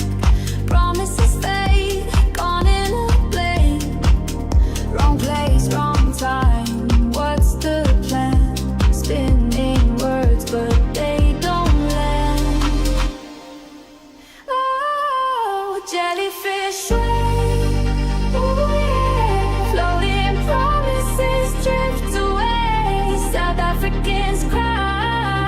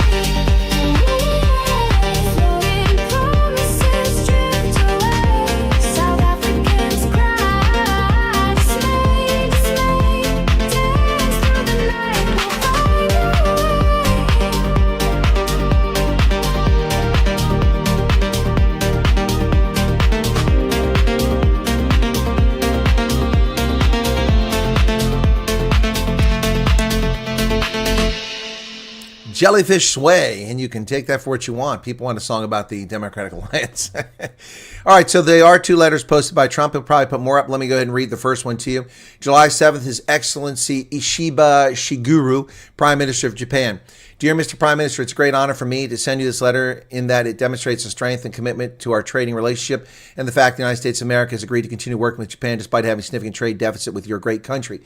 Nevertheless, we've decided to move forward with you, but only with more balanced and fair and trade fair. Therefore, we invite you to participate in the extraordinary economy of the United States, the number 1 market in the world by far. We have had years to discuss our trade relationship with Japan and have concluded that we must move away from these long-term and very persistent trade deficits engendered by Japan's tariff and non-tariff policies and trade barriers. Our relationship has been, unfortunately, far from reciprocal. Starting on August 1st, 2025, we will charge Japan a tariff of only 25% on any and all Japanese products sent into the United States, separate from all sectoral tariffs. Goods transshipped to evade a higher tariff will be subject to a higher tariff. Please understand the 25% number is far less than what is needed to eliminate the trade deficit disparity we have with your country. As you're aware, there will be no tariff if Japan or companies within your country decide to build or manufacture products within the United States. And in fact, we will do everything possible to get approvals quickly, professionally, routinely, in other words, in a matter of weeks. If for any reason you decide to raise your tariffs, then whatever number you choose to raise them by, we'll add onto the 25% that we charge. Please understand that these tariffs are necessary to correct the many years Japan's tariff and non-tariff policies and trade barriers causing these unsustainable trade deficits against the United States. This deficit is a major threat to our economy and indeed our national security. We look forward to working with you as your trading partner for many years to come. If you wish to open your heretofore closed trading markets in the United States and eliminate your tariff and non-tariff policies and trade barriers, we will perhaps consider an adjustment to this letter. These tariffs may be modified upward or downward depending on our relationship with your country. You will never be disappointed with the United States. Thank you for your attention, Donald John Trump. Oh my goodness. All right, next is Korea. July 7th, 2025, His Excellency Lee Jae-myung, President of the Republic of Korea. This guy just became president, by the way. It's a great honor to send you this letter in that it demonstrates the strength and commitment to our trading relationship and the fact the United States of America has agreed to continue working with Korea despite having a significant trade deficit with your great country. Nevertheless, we decided to move forward with you, but only with more balanced and fair trade. Therefore, we invite you to participate in the extraordinary economy anyway. So, starting August 1st, we'll charge Korea 25% tariff. Ouch. So there you go, folks. The first 2 letters are out. They went to Japan and Korea, 2 countries that actually sent representatives to the United States. So Korea and Japan sent representatives to the United States immediately to negotiate the tariffs 3 months ago. And the ANC and Parks Tao wants you to believe that the ANC has worked something out, that they're working on a deal, that things are looking good with the U.S. If Japan and South Korea, 2 of our strongest trading partners and our strongest allies in the Pacific region, can't work out a deal in 90 days to eliminate barriers to U.S. goods and services, what do you think South Africa is going to do? April 3rd, April 2nd, tariffs announced. April 9th, delayed until July 9th. 90-day pause. April 3rd.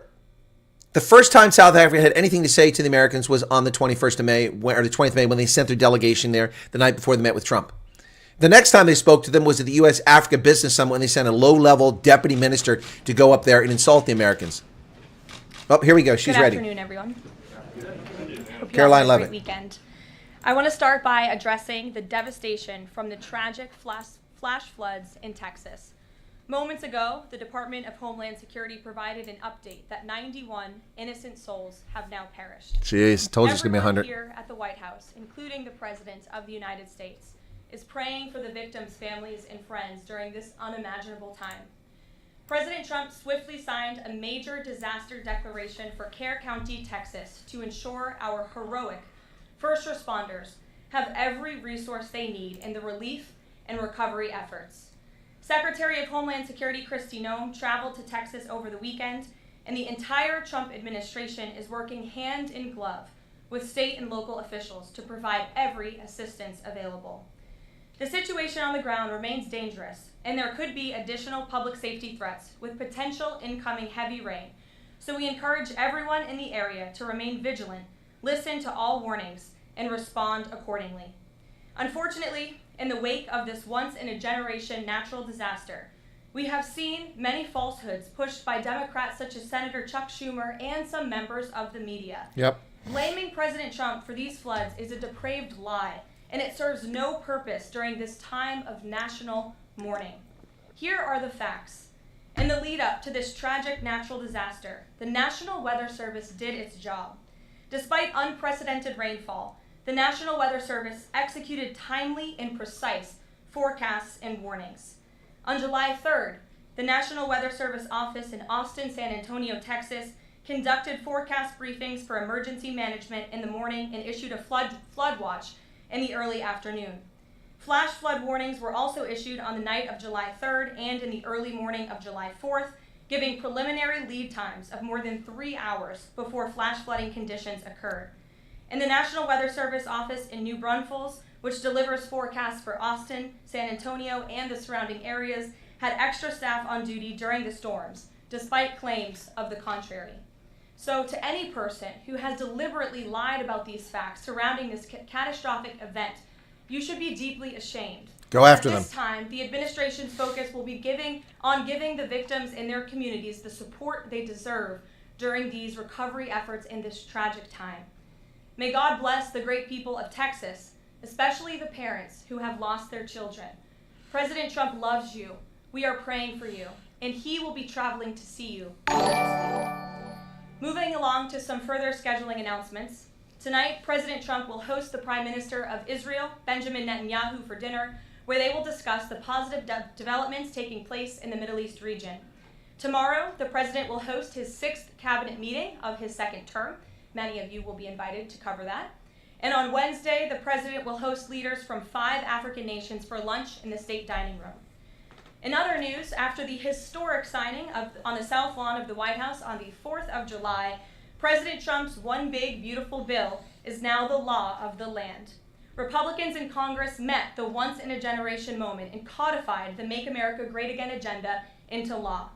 After this monumental achievement, no other president in modern history has worked harder and faster to fulfill their campaign promises than Donald Trump. The One Big Beautiful Bill will get the United States of America firing again on all cylinders. It's safe to say that over the past few weeks, the president has delivered on many, many wins. For the 4th month in a row, jobs numbers beat market expectations with nearly 150,000 good jobs created in the month of June. The American economy has now added nearly 700,000 jobs since January 2025, with American-born workers accounting for all job gains. Yes. President Trump drove illegal border crossings to another historic low in the month of June, and Border Patrol once again released 0 illegal aliens into our country. As they're supposed to The do. Supreme Court stopped activist judges from imposing nationwide injunctions and cleared the way for President Trump to carry out his popular and common sense agenda. The University of Pennsylvania agreed to all of the Trump administration's demands and will now keep men out of women's sports. It's about time, President Leah Trump Thomas. secured his trade deal with Vietnam, giving the United States total access to their markets. Because of President Trump's unleashing American energy dominance, gas prices are at 4-year lows. And when adjusted for inflation, gas prices are near the lowest levels we've seen in the last 20 years. NATO members agreed to raise defense spending to 5% of GDP, a foreign policy feat long thought impossible until President Trump made it happen. The Operation Midnight Hammer obliterated Iran's nuclear capabilities, taking out this imminent national security threat not just to the United States, just wins, but wins, to wins. the entire world. The president secured a ceasefire between Israel and Iran, ending the 12-day war. The president brokered a historic peace agreement between Gaza. Rwanda and the Democratic Republic of Congo. Yep. Pakistan nominated President Trump for the Nobel Peace Prize in recognition of his decisive diplomatic intervention to prevent a nuclear war between India and Pakistan. Yep. Blue-collar wage growth has seen its largest increase in nearly 60 years. Yep. And President Trump has defeated Joe Biden's inflation crisis with core inflation at the lowest level since March of 2021. Yep. And just about all of that has happened in the last 3 weeks. And I know you all know it because you've been very busy here covering it along with us. Yep. So with that, I will take your questions today as we kick off another very busy week here Well at the said. White House. We'll lead with our new media seat, Brian Glenn, who is, of course, very present in this briefing room. He's put in a lot of hours covering this president, so we're glad you finally have a seat. That's because he gets a seat. I don't. Sit down. Thank you very much. I want to go back to the hurricane. From one of the networks. President Trump is scheduled to go to Texas later this week, and he's speculate on what day and what he has plans? Not Wednesday. The White House is currently arranging those travel plans. We hope that it will be later this week, likely on Friday, but of There you course we go. want to do it at the most appropriate time on the ground for state and local officials. We don't want to interrupt the recovery efforts, but we're planning tentatively for a Friday trip, and when that becomes final, we'll let all of you know, as we always do. And you gave a little bit of reaction earlier, but the National Weather Service, the union, actually publicly stated they had an adequate staff on hand to forecast and predict the storm. You shared your thoughts earlier on how the way the left has really weaponized this to blame the deaths in Texas on Trump. Want to comment on that again? Yeah, I just do think those comments are depraved and despicable, especially when so many Americans are mourning the loss of their children. The National Weather Service, as I said, did its job. Many experts, many meteorologists have said that. Many of you in the media, in all fairness, have said that as well. Unfortunately, not all. And many Democrat elected officials are trying to turn this into a political game, and it is not. This is a national tragedy, and the administration is treating it as such. We know the National Weather Service provided early and consistent warnings. They gave out timely flash flood alerts. There were record-breaking lead times in the lead up to this catastrophe.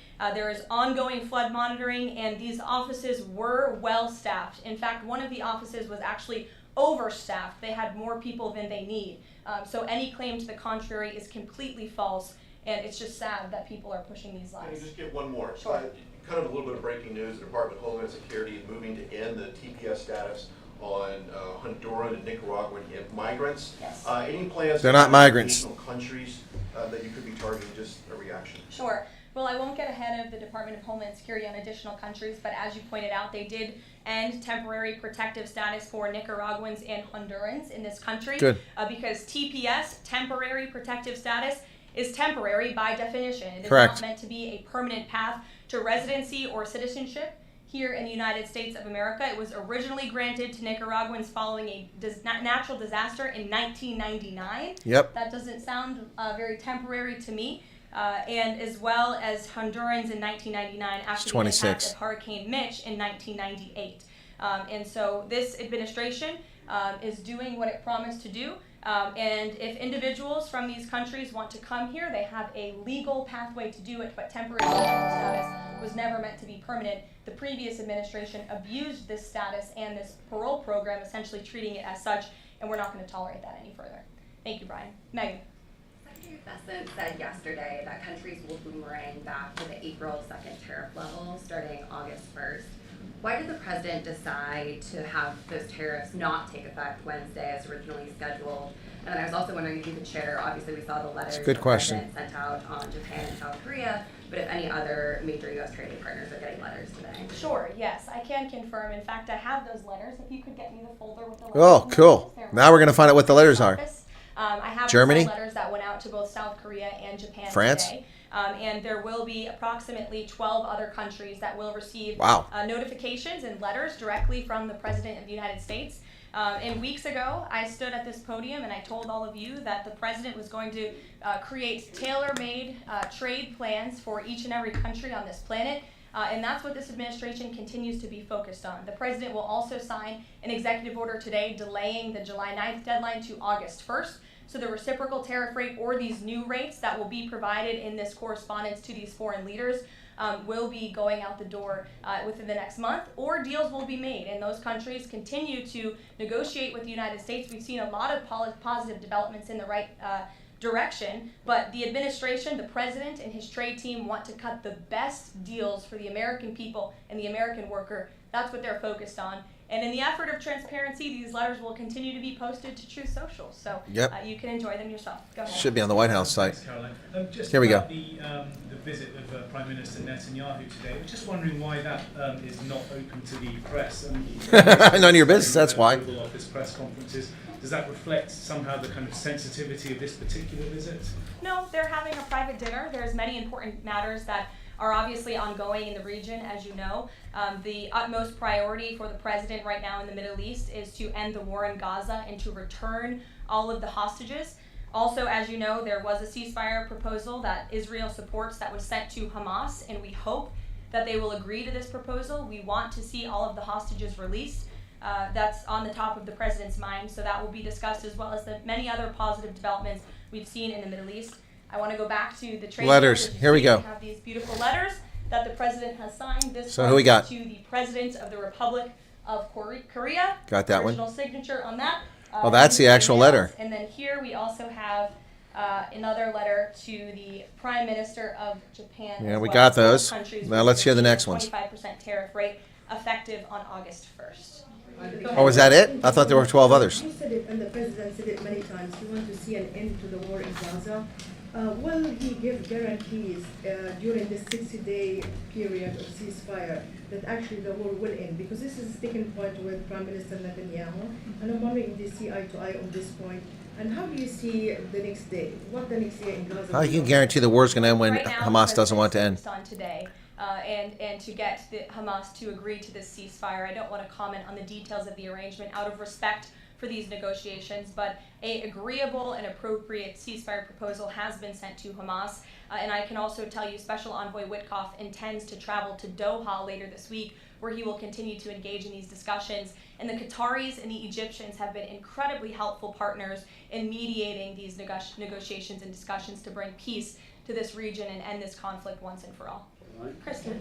Two questions, thank you. Sure. The first question is President Trump reconsidering his plan to phase out FEMA, given what officials have said is their critical role on the ground now in Texas? Look, the president wants to ensure American citizens always have what they need during times of need. Whether that assistance She did say that, comes from Gordon. states or the federal government, that's a policy discussion that will continue. And the president has always said he wants states to do as much as they can, if not more. And in the case of Texas, the state and local officials are doing a tremendous job. And I know the president, Secretary Noem, and the federal government are very proud to be working with them. And the president has promised to give Texas the assistance that they need during this tragic time. Just one follow-up on cuts overall. Over the weekend, President Trump said that Elon Musk was a train wreck. Are there, given this current viewpoint, are there concerns within the White House or from the president himself over the cuts that happened under Musk while he was advising DOGE, including the National Weather Service? I think I've already addressed that, Kristen, and what I can tell you is that these offices were fully staffed. The San Angelo office was fully staffed with 12 forecast meteorologists. There were no vacancies. The San Antonio office was operating with 11 forecasters. And as Brian said, the union themselves said that there was adequate staffing. So I think those words speak for themselves, and the numbers speak for themselves. This was a once-in-a-century flash flood, a tragic natural disaster, and the administration is doing all that we can on the ground to help these families during this time of need. Jeff. Thanks very much, Caroline. Just following up on Chris's question, is it still the president's plan to phase FEMA out by the end of this year? I just answered Kristen's question for you. One more, hold on, one more. Sure, I'll give it to you. Go ahead. The follow-up on trade as well. 12 more letters coming, you said. Can you give us a sense of which countries those are? I'll let the president. Okay, that's what we have to wait for. in very due time. Keep your eyes on Truth Social. Truth Social. Michael in the back. Thank you, Caroline. An armed shooter today was shot in McAllen, Texas, after opening fire on Border Patrol agents. Comes just days after Democratic Congresswoman Pramila Jayapal recently said she gets, quote, inspired when activists obstruct ICE. Does the White House expect Democrats to tone down their rhetoric in light of what we saw today in McAllen, Texas? We certainly call on Democrats to tone down their rhetoric against ICE and Border Patrol agents who, again, are everyday men and women. I would encourage AOC and other Democrats to actually meet with the United States Border Patrol. These are honorable Americans who are just simply trying to do their job to enforce the law. They go home to their families every night just like we all do, and they deserve respect and dignity for trying to enforce our nation's immigration laws and to remove public safety threats from our communities. The White House is aware of the shooting that took place today in Texas, and we are working with the appropriate federal agencies to get to the bottom of what happened. Caroline, the DOJ and FBI have now concluded there was no Jeffrey Epstein client list. What do you tell MAGA supporters who say they want anyone involved in Jeffrey Epstein's alleged crimes to be held accountable? This administration wants anyone who has ever committed a crime to be held accountable, and I would argue this administration has done more to lock up bad guys than certainly the previous administration. And the Trump administration is committed to truth and to transparency. That's why the Attorney General and the FBI Director pledged at the President's direction to do an exhaustive review of all of the files related to Jeffrey Epstein's crimes and his death. And they put out a memo in conclusion of that review. There was material they did not release because, frankly, it was incredibly graphic and it contained child pornography, which is not something that's appropriate for public consumption. But they committed to an exhaustive investigation. That's what they did, and they provided the results of that. That's transparency. Follow up on that, Sure. Caroline. Okay, so the FBI looks at the circumstances surrounding the death of Jeffrey Epstein. According to the report, this systematic review revealed no incriminating client list. So what happened to the Epstein client list that the Attorney General said she had on her desk? Well, I think if you go back and look at what the Attorney General said in that interview, which was on your network, on Fox News. Go ahead. John Roberts said, DOJ may be releasing the list of Jeffrey Epstein's clients. Will that really happen? And she said, it's sitting on my desk right now to review. Yes, she was saying the entirety of all of the paperwork, all of the paper in relation to Jeffrey Epstein's crimes. That's what the Attorney General was referring to, and I'll let her speak for that. But again, when it comes to the FBI and the Department of Justice, Why are they so obsessed with committed Epstein? to ensuring that bad people are put behind bars. They have an operation going on right now called Summer Heat, which has our murder rate trending in the lowest direction in United States history. Their emphasis on violent crime and locking up violent criminals has led to the arrest of 14,000 violent criminals. That's a 62% increase from the same time period last year. So this Attorney General and the FBI Director are committed to putting bad people behind bars where they belong. That they promised an exhaustive review. That's what they did. For any further details, I would refer you to the Department of Justice. Okay.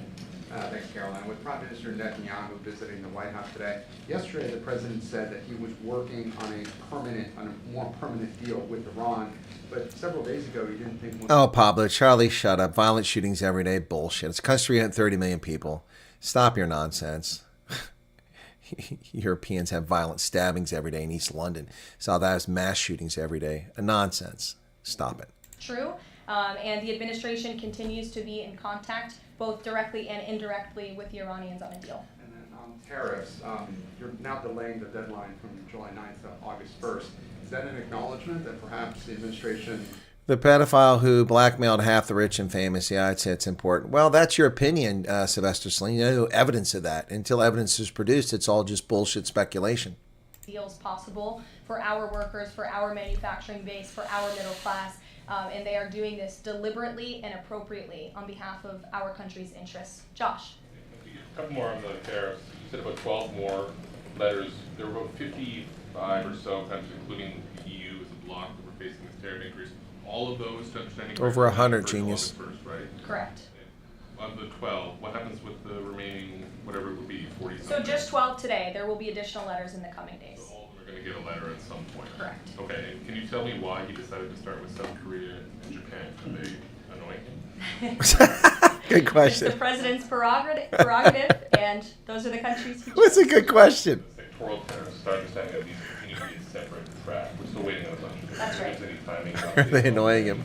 He's going to move on, for instance, semiconductor tariffs and other things that are still in the hopper. I don't have a timing update, but for where they are in the process, I would defer you to the Department of Commerce. But the story is not developing, Sylvester. Vietnam deal, are you close? That's the point. The president and the administration, yes, we are close. But again, the president wants to ensure these are the best deals possible. And I would add just one more thing on trade and tariffs to wrap it up. Look at the extensive work this president has put into cutting these good deals and doing what's right for the American worker. He is literally looking at the map and looking at every country on the planet and seeing where they are ripping off the American people, seeing where they have hollowed out our industrial base, seeing where our jobs have gone to other countries overseas because of their tariff policies, and he's trying to correct that. So this is decades of bad trade policy that has led to a decades. Guys, if you're not getting my notifications, the only thing I can tell you is to go unsubscribe, refresh your page or refresh your browser or exit your app, come back in, resubscribe, but make sure you push all notifications. When you subscribe to a channel, you're not automatically put for all notifications. And oftentimes they don't send them. You have to go to the full black bell, gray bell. Vietnam and many others to come in just a matter of 6 months is truly historic, and it's a testament to this president and his trade team who are working around the clock to get this done. Sure, go ahead. No, Pablo Char, they're not obsessed with Epstein because Trump said he released the files. They're obsessed with Epstein because they were obsessed with Epstein when it went down.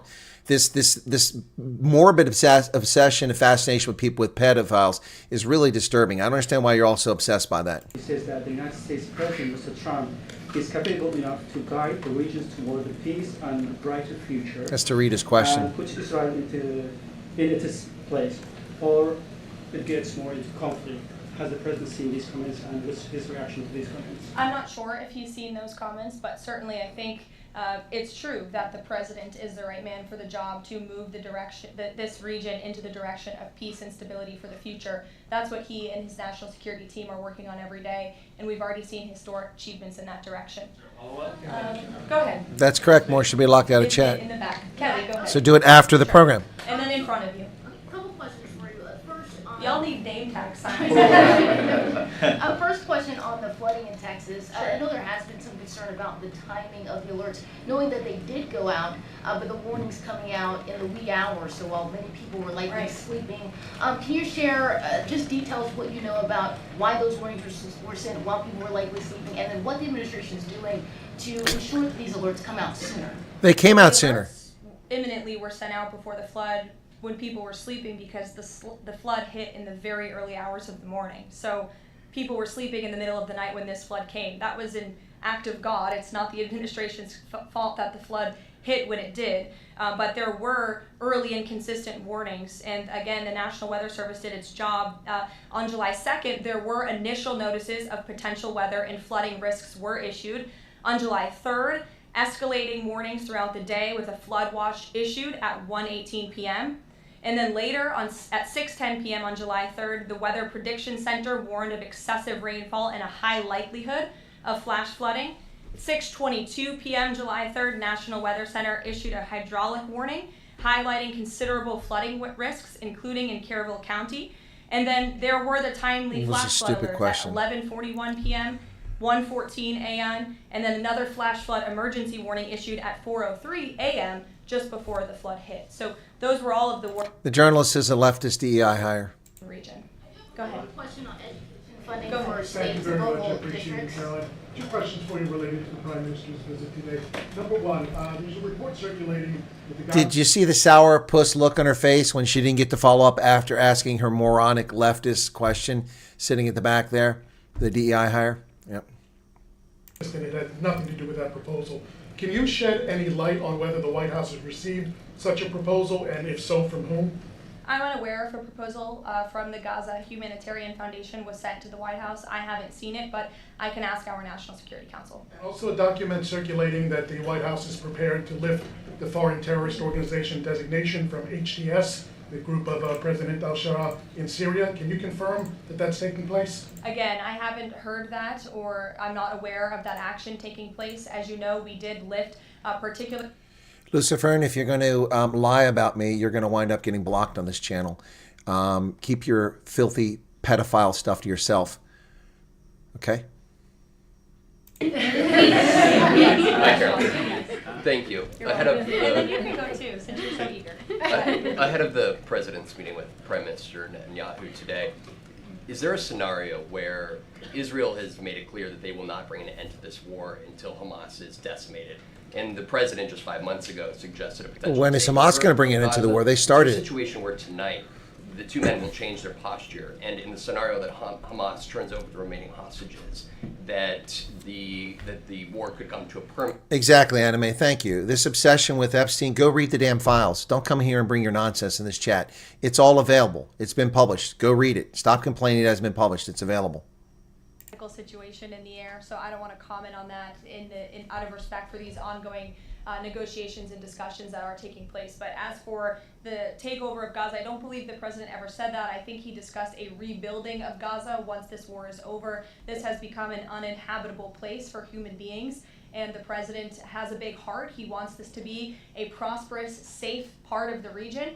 where people and families can thrive, and there will be a need for a real rebuilding effort when the time comes. But right now we need to end this war, and we need to bring all of the hostages home. The president is adamant about that. Look, again, I will let the president speak for himself later if he decides to comment on the details of the agreement, but out of respect for the discussions, I won't do that from the podium. Go ahead. So Congressman Lawler and Gottheimer have introduced a bill in Congress, the Bunker Buster Act, that would allow the United States to sell B-2 bombers and bunker buster bombs to Israel. No, Is let's not do something that. the president No. would support? Well, I don't hope know not. if the president's aware of the Bunker Buster Act, but I will ask him and see what his opinion on that is. I'm not sure. Thank you. Thank you, Caroline. Building off of the question earlier about the shooter in Texas who targeted ICE.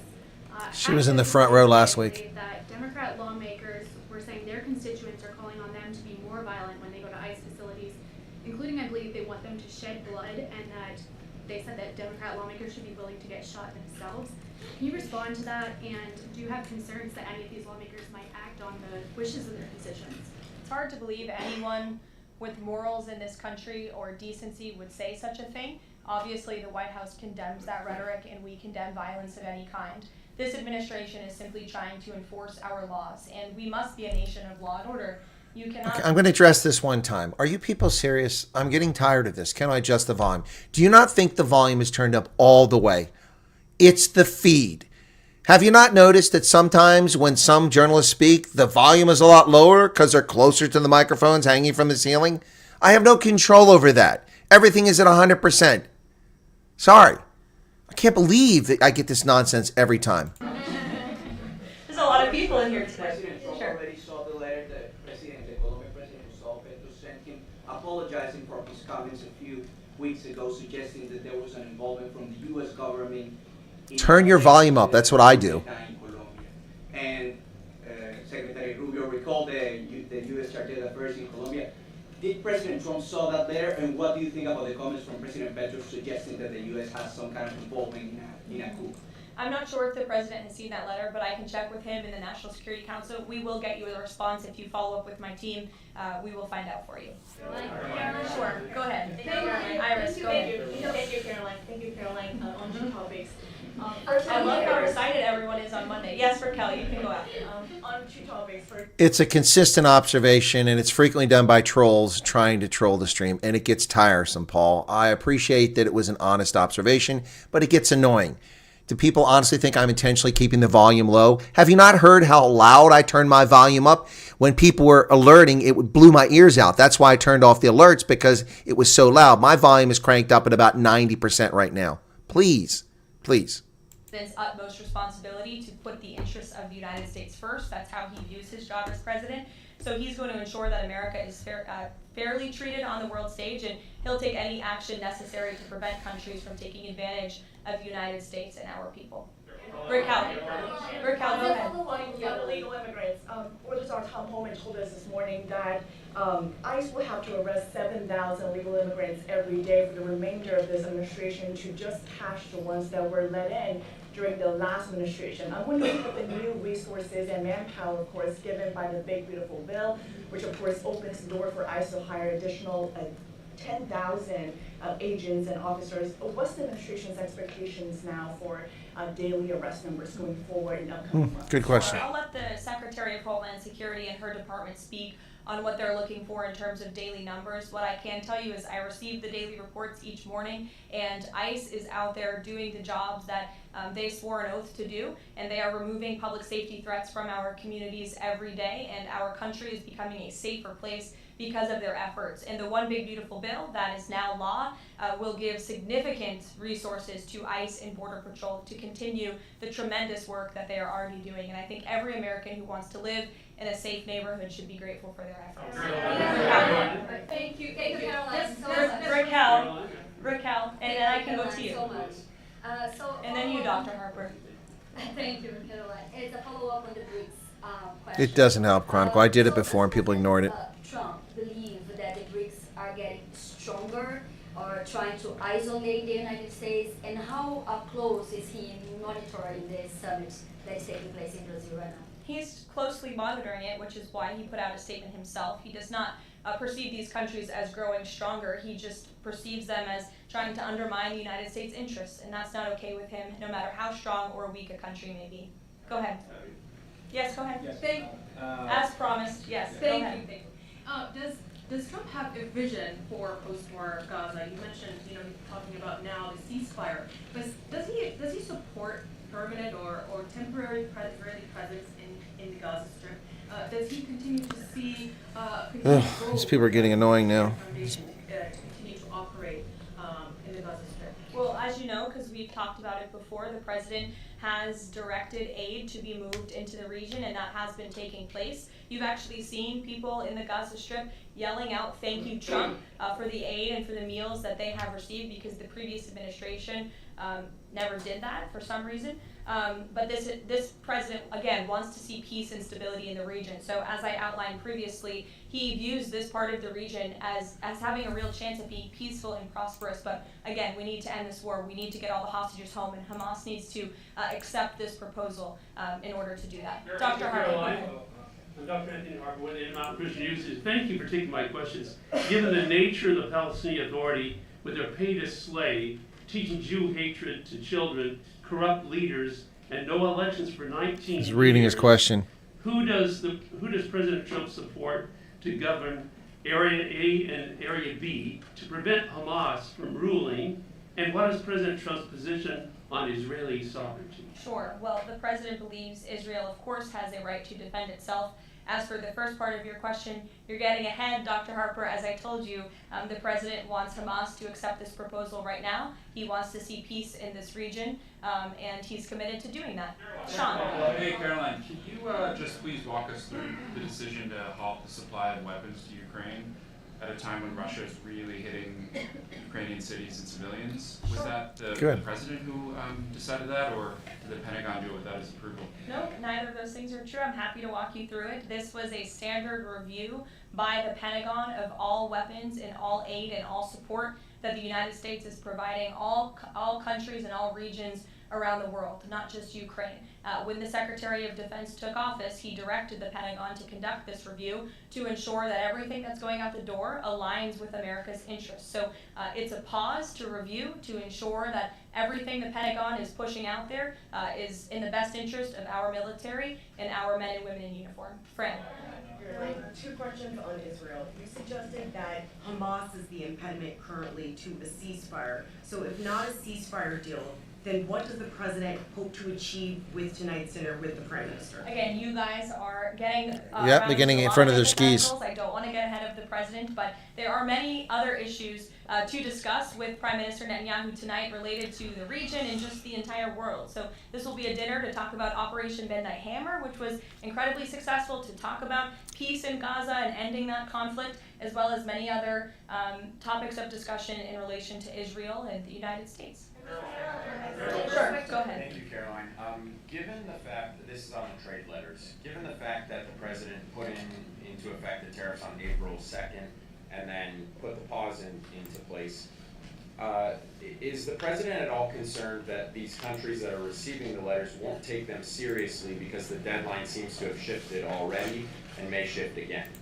They will take the letters seriously because they have taken the president seriously, and that's why the president's phone, I can tell you, rings off the hook from world leaders all the time who are begging him to come to a deal. And this administration is working hard to ensure those deals are in the best interest of the American people. And this delay, again, is in the best interest of the American people, and you all will continue to see these letters released on the president's Truth Social, and we will see you all later. Thank you, guys. All right, that's it. That's it. Carolyn Levitt.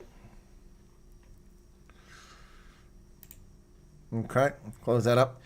All right, guys, I'm going to cover this again. And I appreciate the idea of people saying, put this on the screen, put this on the screen. But, guys, I put it on the screen. It doesn't matter. People don't pay attention to what's on the screen. It really doesn't matter. I've put bold things on top of the screen about what's going on. What are we watching? And it says exactly what it is. What is this? Exactly who's talking. Where's this at? Put it up there. You know, I put, you know, I can't control the sound. This is not my feed. And it doesn't matter. It doesn't matter. She froze because I was switching windows because somebody got a timeout for their shameful conduct here. And they shouldn't be behaving that way. So they got a timeout.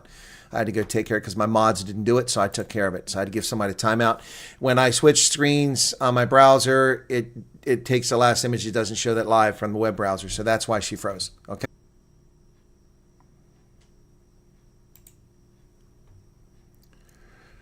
No internet, no internet, no internet.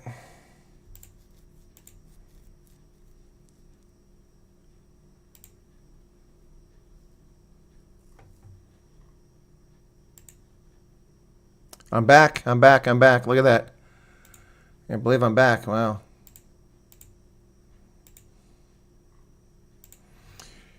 Yeah, thank you. No, my internet just went out for some reason. Just went out. I'm amazed that it kept going as long as it is. I'm absolutely astounded that it kept going. We still got 500 people here. Wow. Thanks for hanging around, folks, and not just giving up on me. No, it's not YouTube, guys. It's my internet. I lost internet. I'm looking down here. My network connection just went out. No idea what happened. No, not Windows Update. It's my internet just went out. This is such an unreliable internet service. I'm really angry about them. Yep. So anyway, again, it doesn't matter. If you guys don't like the sound when I'm showing the stream, then go watch it directly from the source. No, you didn't have to restore your router, Red John. I'm sorry. It was me. Yeah, it was my end. Yeah, Arno, I get it too. But I mean, there's perfectly good weather here. There's no rain. There's no lightning. There's no reason for Xfinity service to go out. No, I'm not on Starlink. Yeah, I like blaming Windows too. I also like blaming YouTube. But this was not. This was my internet service provider. I just lost my connection. I just went out. Yeah, I know Ingrid goes out there all the time, but during a live stream, it's pretty bad. Wow, we're back up to 700 people. We gained back 200 of those people. Thanks for rejoining us, folks. Yeah, it wasn't you. It's not your connection. It was Men in Black. That's it, right? The black helicopters are hovering over my house in whisper mode right now. Yep, they're hovering over my house right now. It's the black helicopters. Yeah, that's what it was. Yeah, when in doubt, blame Putin. Put my personal computer into rice. That's a good one. I like that. Put your PC in rice. That's a good one. Anyway, so yeah, so guys, you can go listen to it directly. Again, I have my volume turned up all the way. That's why I had to turn the alerts off because it was so loud. Rui Falk. No, Rui Falk is not in whisper mode. It was so loud when the alerts. Let me turn the alerts back on now. Alert box. It was just so loud. I'll blame Jan van Riebeck. It's a Democratic run. It is. Comcast is run by leftists. I know. I'm a shareholder. Because we were in South Africa, we always think it's our connection. Yeah, I know. I got you guys. I know. You're going to blame Trump. Yeah, blame Trump for the floods. Blame Trump for this, too. Yep. It's crazy. Anyway, so dishing up cake, so I didn't notice your feed stopping. Okay, Leo, that worked out pretty well for you.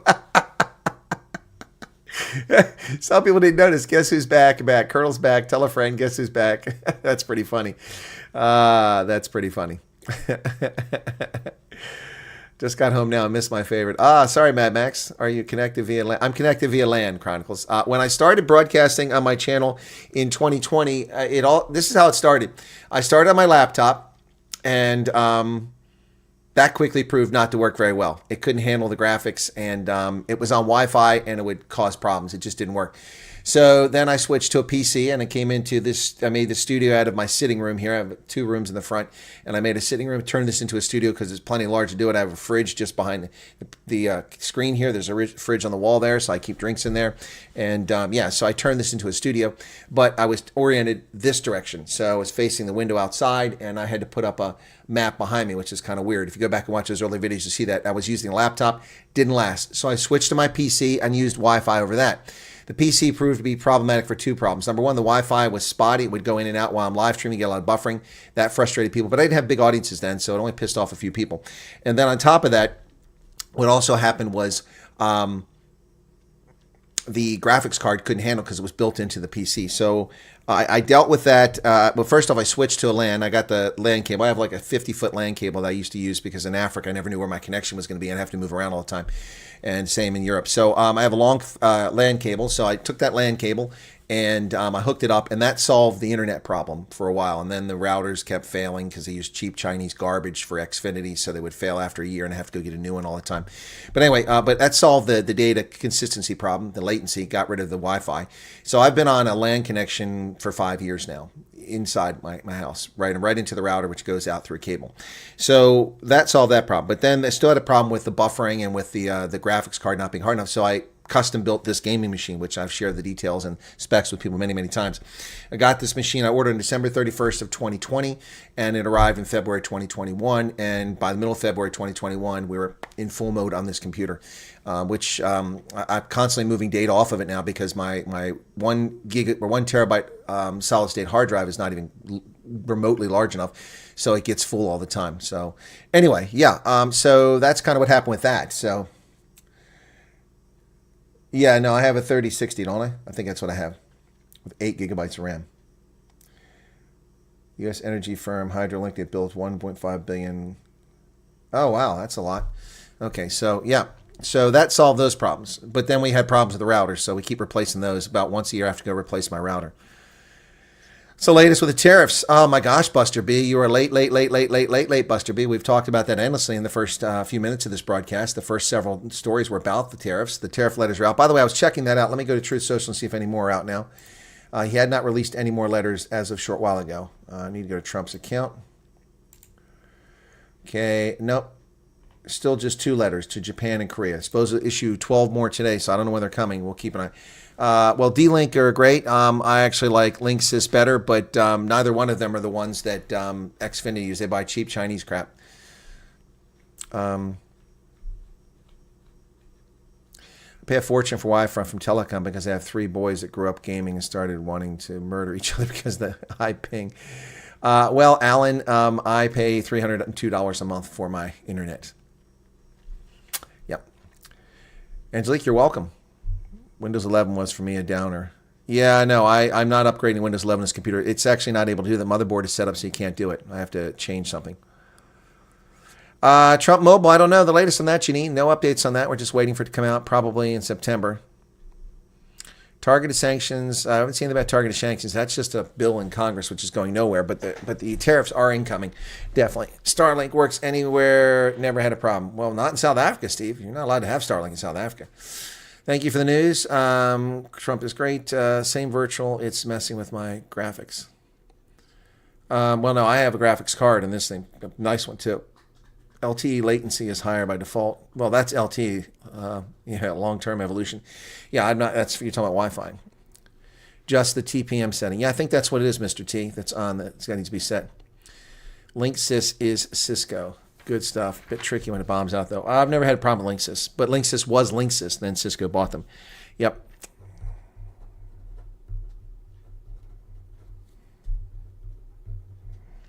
Yeah, but I haven't gone to Windows 11. I might have to eventually, though. Zambian Starlink. Oh, shh. Motherboard needs TPM. I'm pretty sure your motherboard has it. You just have to go into the BIOS and change it. That's it? I don't have to change the switch on the motherboard? Hey, Mark. Yeah, well, it's Xfinity and Comcast, who charges me an outrageous amount of money for a service that's unreliable. But thank you all. I mean, 700 people stuck with us, even though we dropped off there. That was wild. Unless I was shocked that it stayed with the stream. Usually after about 30 seconds or sooner, it drops the stream. But YouTube held on until I came back. I was very excited about that. Make and model what? Of my motherboard? I've already covered this before. What did Karen say? Who's Karen? You mean Caroline? Well, my laptop has Windows 11. I'm not impressed with it. Dip switches. Yeah, exactly. Some people never know the struggle. Repeating myself like the clean lines of your background today. It looks much neater. Oh, yeah. I got rid of a bunch of stuff on the shelves. I told you I was going to do that. Yep. Trying to help you save not having to buy another motherboard. Oh, I'm not buying a motherboard. Okay, well, let me go get the motherboard then, okay? I'll tell you what it is. I'm not buying a motherboard. I'm not switching over. That's, shoot, I need my email. See how loud that is? It's still loud from me turning it up. Good Lord. Blow my ears out again. All right, let me go to my email. Okay. Okay, I want to go to... Who's that? Someone here. I don't even know who that person is. Don't be shopping folder. Come on, where's shopping at? Here we go. All right, now I'm going to go to... I wish I could just go right to a point in here, but my mail is owned now by, come on, how do I get to the next one? What's going on here? It won't, oh, come on. Oh, gosh.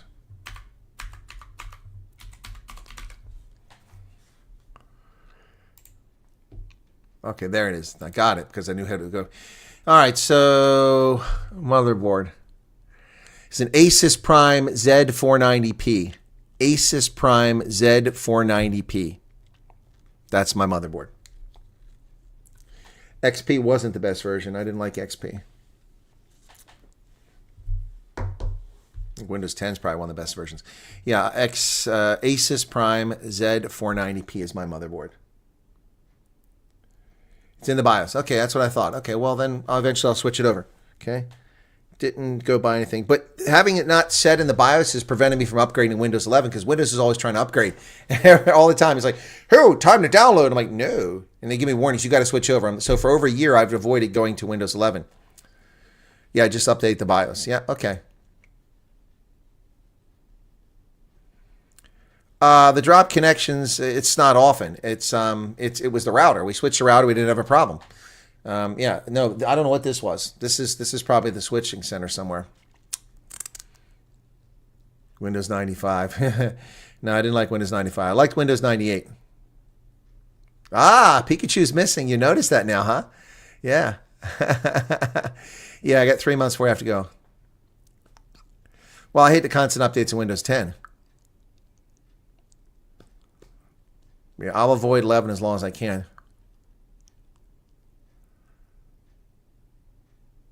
Do it now before they charge you for the upgrade? Well, that's a point, yep.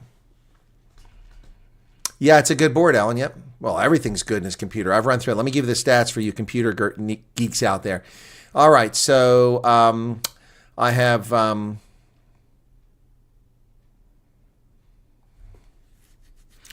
Intel i9 10900 Foxtrot processor, 10 times 2.8 gigahertz with 20 megabytes of level 3 cache, 32 gig of DDR4 3000 RAM. My video card is an NVIDIA GeForce RTX 3060 Ti with 8 gigabyte. Motherboard is Asus Prime, 850 watt power supply, 1 terabyte Seagate FireCuda drive with 5 gigabytes read, excuse me, and then 4.4 gigabytes write. Yep. And then I have a secondary 2 terabyte hard drive from Western Digital, I think it is. Onboard LAN, premium sound. Yep. And I paid what I can get today for that price. I can get a lot more a couple years later. So, yep. Ordered this on December 31st, 2020. Delivered in February. So it's been over 4 years. Yep. Time goes by fast, doesn't it? Anyway, let me check on something here very quickly, folks, while we're chatting away.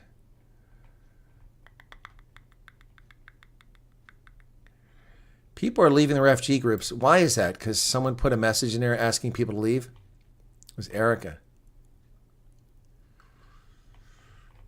So we got people leaving the refugee group. I added 10 people earlier. So pending request, there's 51 in this group. So I've added 2 more. So that's 12 people been added to that group because people are leaving the group. I didn't authorize that. I don't have a problem with people being in the refugee group and then also being one of the other groups. And so, Erica, you should have talked to me before you put that message out there. People, I get what you're trying to do, but you should have talked to me before you did that. I sat here giggling at myself, the BIOS and whatnot you guys are talking about goes whoosh over my head. Says Ingrid.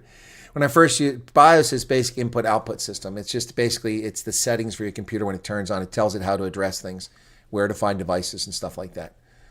Switched to Windows 11, haven't had bad problems with it. Actually runs great compared to issues. On my laptop, it's running fine, but I'm not impressed with it. I don't like it's esoterically ugly. First used internet in South Africa, Netscape. Oh, I miss Netscape. Who remembers those times when World Wide Web was still a new thing? I remember it was a new thing in the world. I was there. 94 when the first browsers came out. My first web browser was Internet in a Box. You bought it in a discount warehouse. It was called Internet in a Box. It came in a brown box. And it had the floppy in there, and it had the browser, and you loaded it up. And it also had, you used to have to load, I remember back in the day, I had to load my own TCP IP stack. Windows didn't even do that. Or DOS didn't do, you had to load your own TCP IP stack. Yeah, that was crazy. That was crazy. I'm a 30% geek, so off to my glasses, Leslie. No, I get it, Mad Max, making space for people on both, but the refugee groups are only in receive mode. So them being a refugee group doesn't hurt the other groups. So I understand what she's trying to do, but, you know, people can join the Telegram group. That was my advice all along. The Kazakhstan letter's out. Okay, let's see. Okay, that's a new one. All right, there you go. Oh, more letters. Okay, 1, 2, 3. Okay, so we got Kazakhstan. There's Kazakhstan. And another one just got posted. South Africa. We got it. Oh, here we go, folks. Here we go. Trump's letter to South Africa. Ooh, here we go. It's out. Wow, I didn't expect South Africa to get a letter today. Wow, here we go. I've got the letter. Hang on. Ooh, baby. I've got the South Africa letter. Ooh, here we go. Give me a second here. I'm going to get it up on the screen. Wow. Okay, I'm going to read it. There it is. Here we go. Trump put it out. Man, oh man. Talk about timeliness. Be in the right place, the right time. Thank you for telling me that. It came out after you said the Kazakhstan letter. South Africa letter. Here we go. All right. Dear Cyril, His Excellency Cyril Ramaphosa, it's a great honor for me to send you this letter in that it demonstrates the strength and commitment of our trading relationship and the fact that the United States of America has agreed to continue working. Yada, yada, yada. Trade deficits engendered by South Africa's tariff and non-tariff policies and trade barriers. Our relationship has been, unfortunately, far from reciprocal. Starting August 1st, we'll charge you a tariff of only 30%. Okay, he doesn't talk about the 10%. So there you go. So Trump has put his letter out to South Africa. Wow. Okay. Wow. All right, there you go, folks. There you go. So I have to make a video. I have to go make a video. Wow. 56 kilobytes. Yeah, my first computers used cassette tapes to load the operating system. We've talked about it. 23 direct flights, US, South Africa, USA, Delta, and United. There you go, 23. New letter song. Okay. Wow, only 30%. Well, I don't know what the 10% he announced it on Sunday in response. And after what Cyril just said, this letter was probably written earlier. There is no AGOA, Mosh. There's no AGOA. It's gone. So 30 September.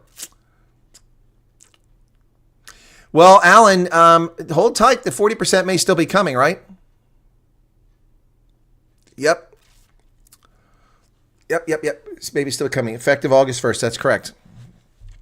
AGOA is dead, guys. Why do you keep going on AGOA? You stop listening to South African media. There is no AGOA. 30 September, the law expires. There's no bill being pushed in Congress to renew it. When there's no law, there's no trade benefit. It's gone. It's gone. 30% is a lot. My first PC had 4 RAM sticks, rotating 96 megs of RAM, 2 hard drives, 4. And President Trump said, being kind after what Cupcake said, only 30%. Yeah, no. Yeah, that's what I'm going to say. Yep. Yeah, I'm waiting for the 40% too, Francis. And I'll have to make a video saying that he's been kind for now. What about AGOA? Okay. Colonel covering the scoop in real time. The haters are going to be hating. Yeah, maybe there will be second letter adding 10% to all BRICS. That's what I'm thinking, Anton. That's what I'm thinking. So this was, I think the letters were drafted over the weekend. Trump just signed them today. But what happened over the weekend is BRICS attacked Trump in America. So Trump struck back in a Truth Social post yesterday. The letter just came out. And so we'll see what happens. But let's see if he's got more there, folks. So South Africa. Okay, let's see if he got another one here. Yeah, here's Myanmar. Myanmar got a 40% tariff. Oof. Oof. There, Laos got a 40% tariff. Ooh, they're coming fast and furious, folks. Yep, so that's 2 more. That's, wow, that's 1, 2, 3, 4, 5, 6 of them out now. Wow. Wow. Wow. Crazy that people are happy about 30% RAM will devalue, you'll lose your wealth. Guy, people want the ANC to get a message. That's why they're excited. I'm not excited. I'm sad for South Africans. But yeah, I get where they're coming from. Yep. Wow, that's crazy, folks. Yeah, there you have it. The letter is out. The letter is out.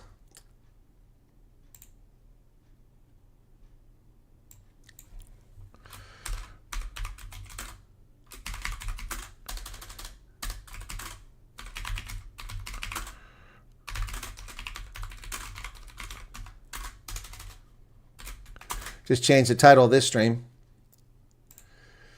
Yep. Just change the title. It's out. Yep. There you go. Salary's been paid in dollars the past 7 years, so you're happy. It works well for you. Extra 10% was for any country that does business, BRICS country.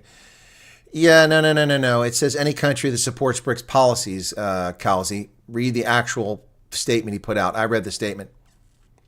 Devald says, what BS? What's BS? What's BS, Devald?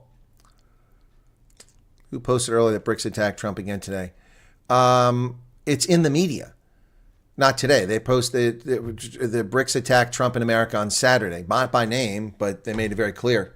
And then they also earlier today called for the developed world to fund the less developed world while they burn coal. No, I don't think so. Nokia 3110. Wow. These tariffs still be changed? Yes, they can. Yep. Made you some lyrics. Okay, I'm way behind on that. Van will be grateful for 39%. Yep.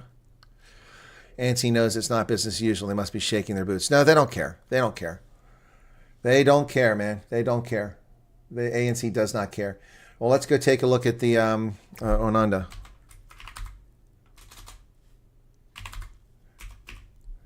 Currency converter. Let's go take a look at the currency converter. Euro to the dollar. I want the rand to the dollar. Turn it around the other way. 17.56. I don't see it tanking. Where do you see it tanking at? I don't see it tanking. I don't see it tanking. Maybe it will tank, but it's not tanking out. South Africa government doesn't care anymore. Yep, they're eating cake with BRICS. Yep.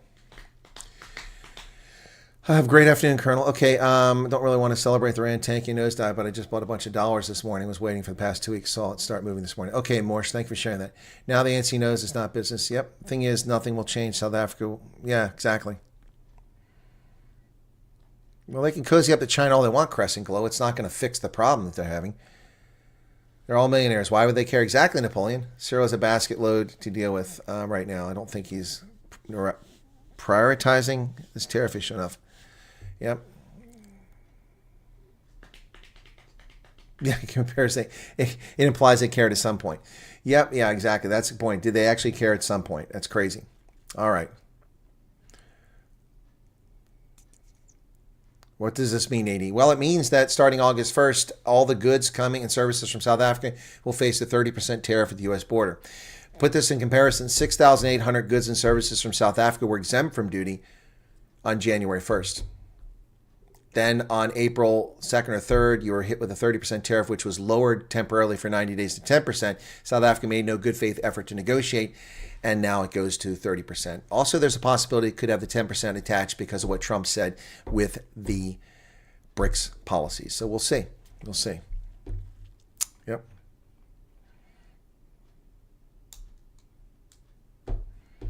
Wow. Car manufacturers are going to be crushed by this. Yep.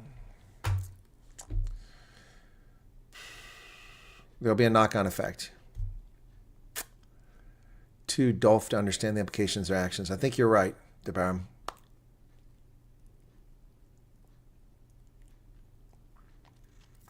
I've told you the deeper things happening with South Africa and the United States. I've revealed all of these things that are happening. And it falls on deaf ears. I've talked about all the ways that South Africa has insulted America, how they've undermined our foreign policy, our friends and neighbors and allies, and all the things they've done to harm America. The ANC has done. And people, it's falling on deaf ears. Moore says it's up at 1.5% since this morning. Okay, well, we'll see how it goes. See a bad moon rising. James, that's a good reference there. So one's got to ask South Africa's problem, their electorate or the government they voted in. Both. Oh, Duvall. Okay. Only 30% is BS. Well, I thought it was going to be 40%, and it might still be, so we'll have to see. Cupcake said he will address the issue with the police, another group of useless task team. Yeah, exactly. Husband does work for Ford. Trust me, I know we're going to feel it. I'm sorry to hear that, Steampunk. I'm so sorry to hear that.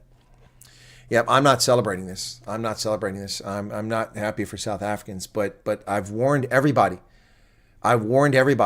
Since Ramaphosa signed EWC at Davos, and then we found out he actually signed it in December. Ever since then, I've warned you. I've warned what's coming. I've said it. Oh man, but it's falling on deaf ears. The ANC are not listening. They don't care. Yes, China is dumping their cheap, crappy cars there. Same thing happened to your textile. Yep, you're right. I mean, deeper than that, Colonel. I also believe they're trying to split BRICS. Who is trying to split BRICS? Trump? This isn't about splitting BRICS. Steel industry, yep. The deal with Mercedes, I don't know about any rumors, but a lot of people are spreading around fake news because Mercedes has stopped production for a month, which they did last year. So they have slow sales, so they scheduled downtime. And people are saying that means they're leaving. Maybe they are leaving, but that's not what they said. Did some research using all the major AI, this is what will impact us. I'm looking at 1.5, 2,000 PM more than just live. What's 1.5 to 2,000 PM? What is that? Per month. What Chronicles, what does that mean? By the way, research with AI is not research. That's not research. Please don't call that research. You consulted AI. Say that. You're not researching an AI. You're not doing any research. That's not research. As a researcher, I find that unacceptable. It's not research. India can't deny the America. I don't understand what you mean, 3D vision. Right. Well, that's true, Charles. They might leave after this. Yeah. The tariffs will hit on August 1st. No, Andre Applegren, we were only off for a little bit. Actually, the stream stayed live, even though it was buffering for about a minute. My internet took a blip. I don't know what happened. Maybe it was Iranians hitting the data center. Feels like a civil war coming. People are so angry and looking for someone to blame. Yeah, I hear you there. Tough times ahead. Good old rummaging about's better than using AI. No, you're welcome to use AI, folks, but please don't call it research. It's not research. That's not research. Because you're not thinking, you're not evaluating, you're not assessing. You're just having a machine tell you what the truth is. That's not research. And AI is only as good as the researchers who program it. Correct. And a lot of them are lefties. 3 weeks and then the cock hits the fan. Yep. It was somewhere published that the second largest importer of vehicles in South Africa is India. Oh, okay.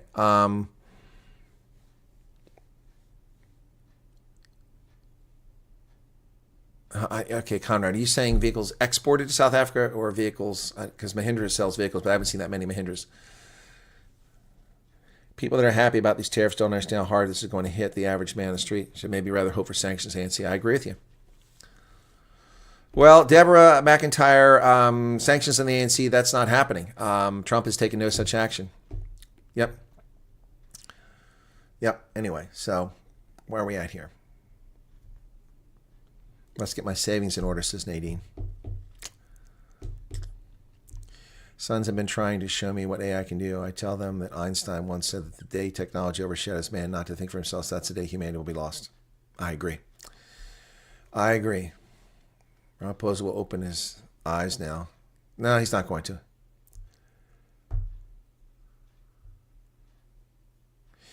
India wants to do business with America, seeing as they manufacture antivirus for the world, but AIDS cut now. Okay, what AIDS cut? Are you talking about the foreign aid cut? That has nothing to do with that. The United States develops the antiretrovirals. India doesn't develop any antiretrovirals. They just copy them. They steal them. They issue generics. They don't make antiretrovirals. We do that. We do the billions and billions and billions and billions and billions of research and testing, not India. They just steal it and reproduce it. So no, I'm sorry. It has nothing to do with aid cut. They just copy what we make. South African podcasters continue with the Goa. What are you talking about continuing with the Goa, Anita? What are you saying? Please explain. Curious what happened at that meeting with Trump and Ramaphosa. There was a lot more said. I said so at the time. I said the hammer's coming down behind closed doors. We don't know. And the fact that no one in the Trump administration has ever said a single word about the meeting shows you how serious that meeting was.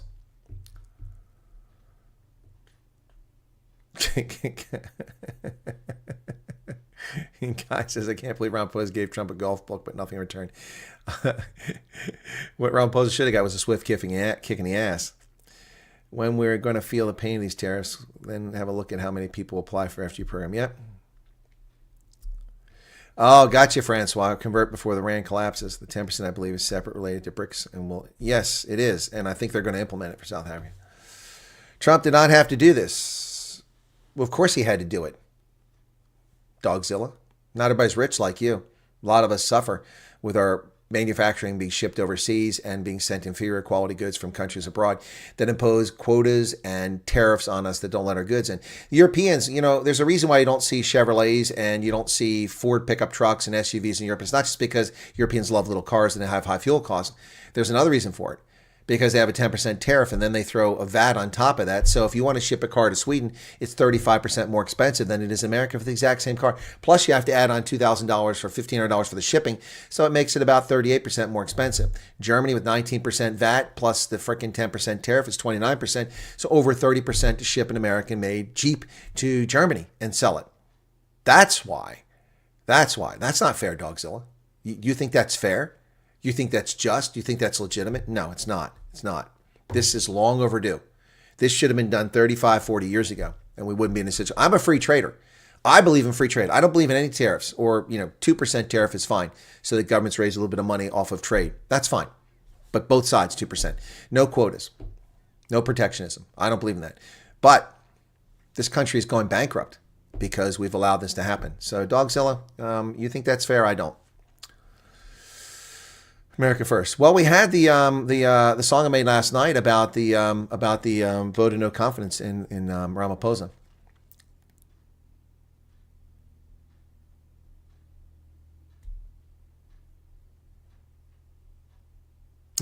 Ben says AI is like OnlyFans. Yep.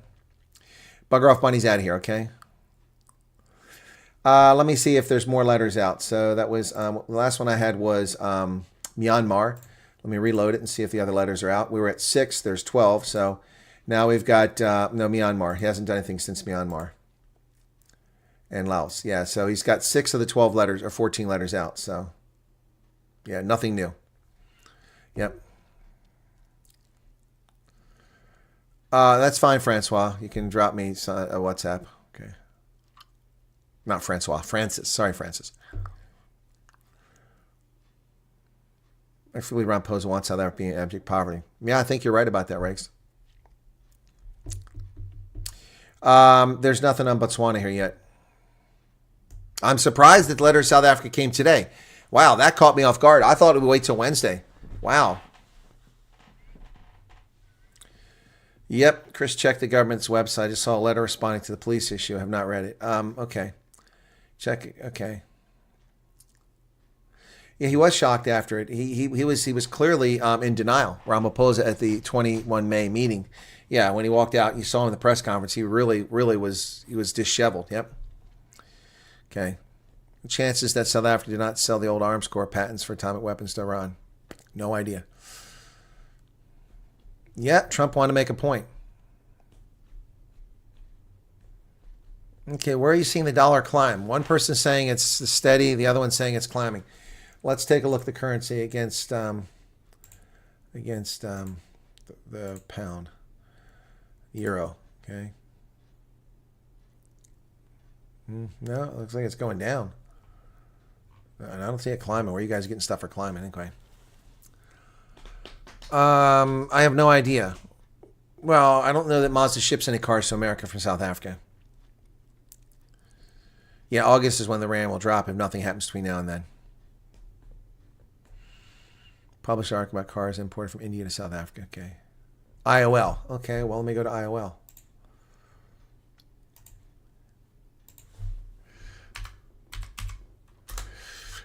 IOL, India. Let me do a search for India. Their search engine sucks.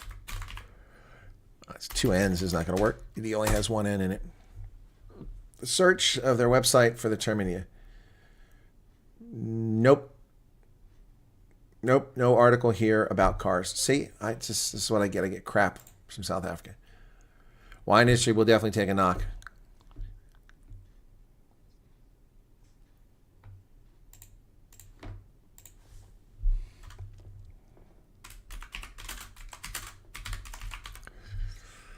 Okay, today. Let's see. Oh yeah, it's going down. Yeah, I see that. Okay, it was 57. Now it's down to 56. Gone down just slightly. Okay. Yeah.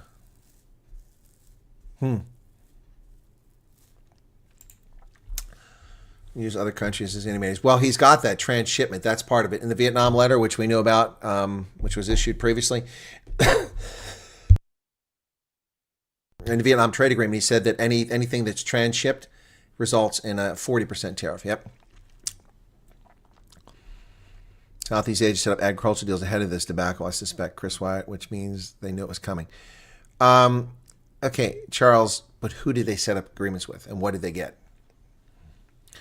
Government website, Cupcake responds to police issue. Okay, what about the police issue? I don't understand. What's the police issue?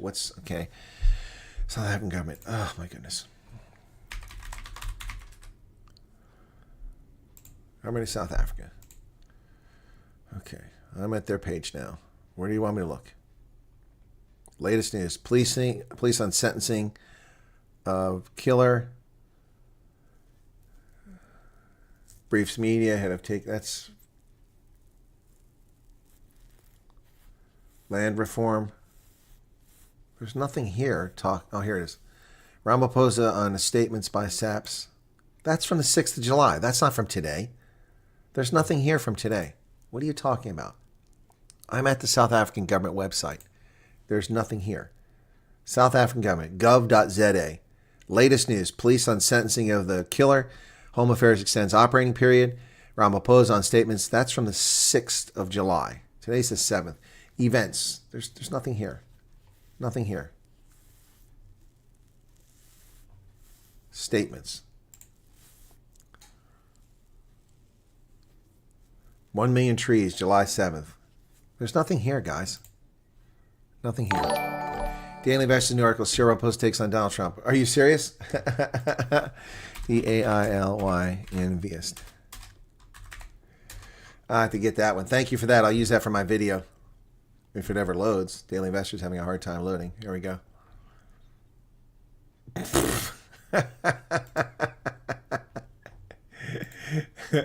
You're right. He takes on Trump. That's funny.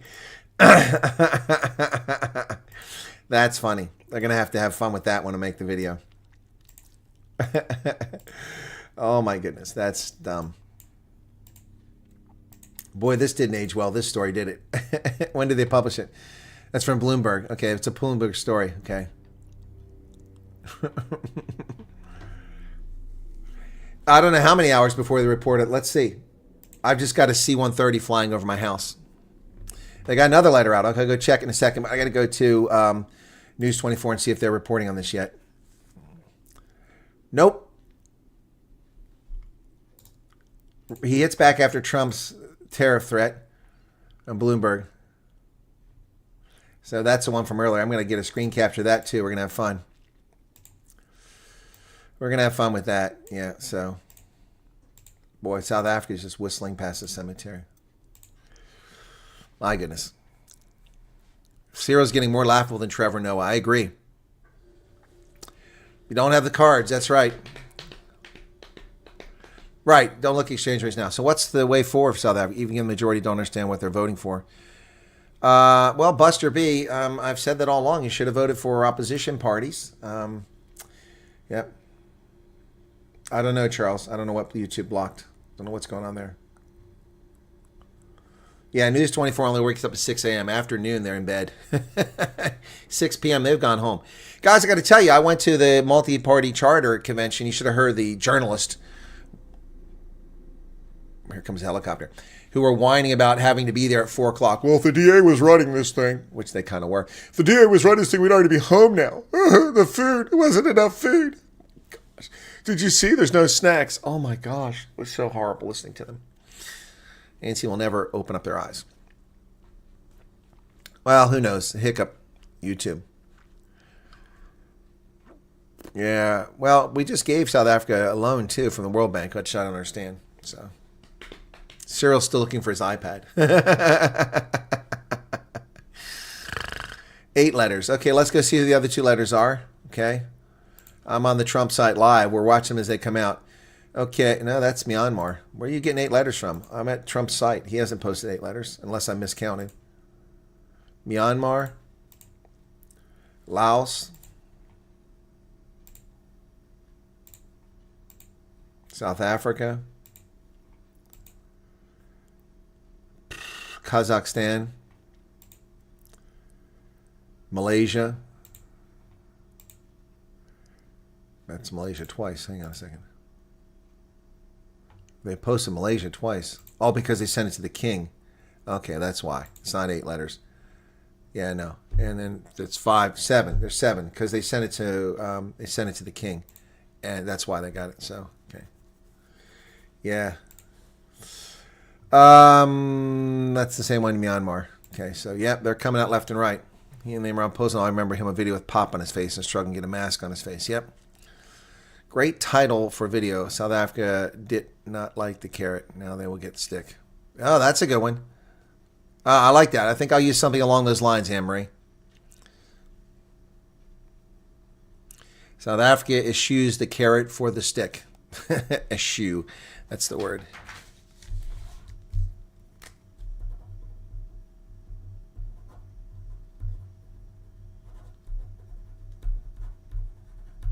Tariffs inbound. Hang on a second here. My phone's buzzing over here. You can't hear it because it's on silent, but stupid. It's just a stupid text message, unsolicited. Okay, allowed to call Ramaphosa, or would that be racist? I don't know. Or hippopotamus racist? Some are still talking as if a go exists, unaware that it would come to an end. It's because they're stupid. Well, Anita, I wish I knew who these people were so I could expose them as idiots. First off, it can't be negotiated. I need to get this. I've been trying to, it really irritates me because people are stupid. It's a law. I know you guys know that. It's a law. You can't negotiate a law. Okay? The START 2 never took effect because the Senate never ratified it. It was agreed to by Bush. The strategic arms reduction talks never took effect. Now, to be fair, the U.S. and Russia kind of met the standards even though they didn't sign a treaty. The treaty was never ratified, so it's not law. Same thing here. Once AGOA is gone, 30 September, it's gone. You can't negotiate anything. Not to answer here unless you think it's applicable. Okay, Francis. Okay. Johan is out of here, okay? See, it helps to be like a dog with a bone. Well, I never saw any comment from you at all today, Anne-Marie, until I just saw that one. That's the first time I've seen anything at all from you, Anne-Marie. It hasn't shown up on my screen. All right, so Helen Fenter, thank you for subscribing. Let me see if there's another letter coming out now. No, nothing more. So, yeah, South Africa got its letter. Wow. Yeah, AGOA is gone. Hope President Trump doesn't leave us minorities out and dry for too long, these tariffs. Many staff of podcasts keep repeating the AGOA will be renegotiated. I suspect they don't understand how it works. You explain it. Yeah, I know, Charles. I don't know who these South African podcasters are. I'll make a video about that. I'll go do that. I'll do a 3-minute thing. I'll make a short on that outside. Almost 1,000 likes. We're close, but not quite there. All right. We've been at this for for 2 hours and 40 minutes. I'm going to wrap it up here, folks. I need to make a video about the letter, and I need to make a video about AGOA, okay? All right. Yep, and that's because South African leaders are going back and telling them that it's still going to happen. It isn't going to happen. It isn't going to happen. Mays has got to go. All right. Oh, you leave the country. Yeah, yes, unfortunately, I do need to make that video. So I'm going to go make the video. I don't think I'll make a short. I'll make a prepared video and then edit it because it's just crazy. Okay. All right, guys, that's going to do it for this one. Thanks for being here. Be sure to hit the like button if you haven't done it yet. Maybe we can get to 1,000 likes. It'd be nice. And thanks for your patronage today on Monday. It's always awesome. 7,700 people tuned in. Thank you for that. Average view is 16 minutes. Anything over 15 minutes is incredible. Thank you so much. You're very welcome. Cheers and good luck, South Africa. God bless. God bless.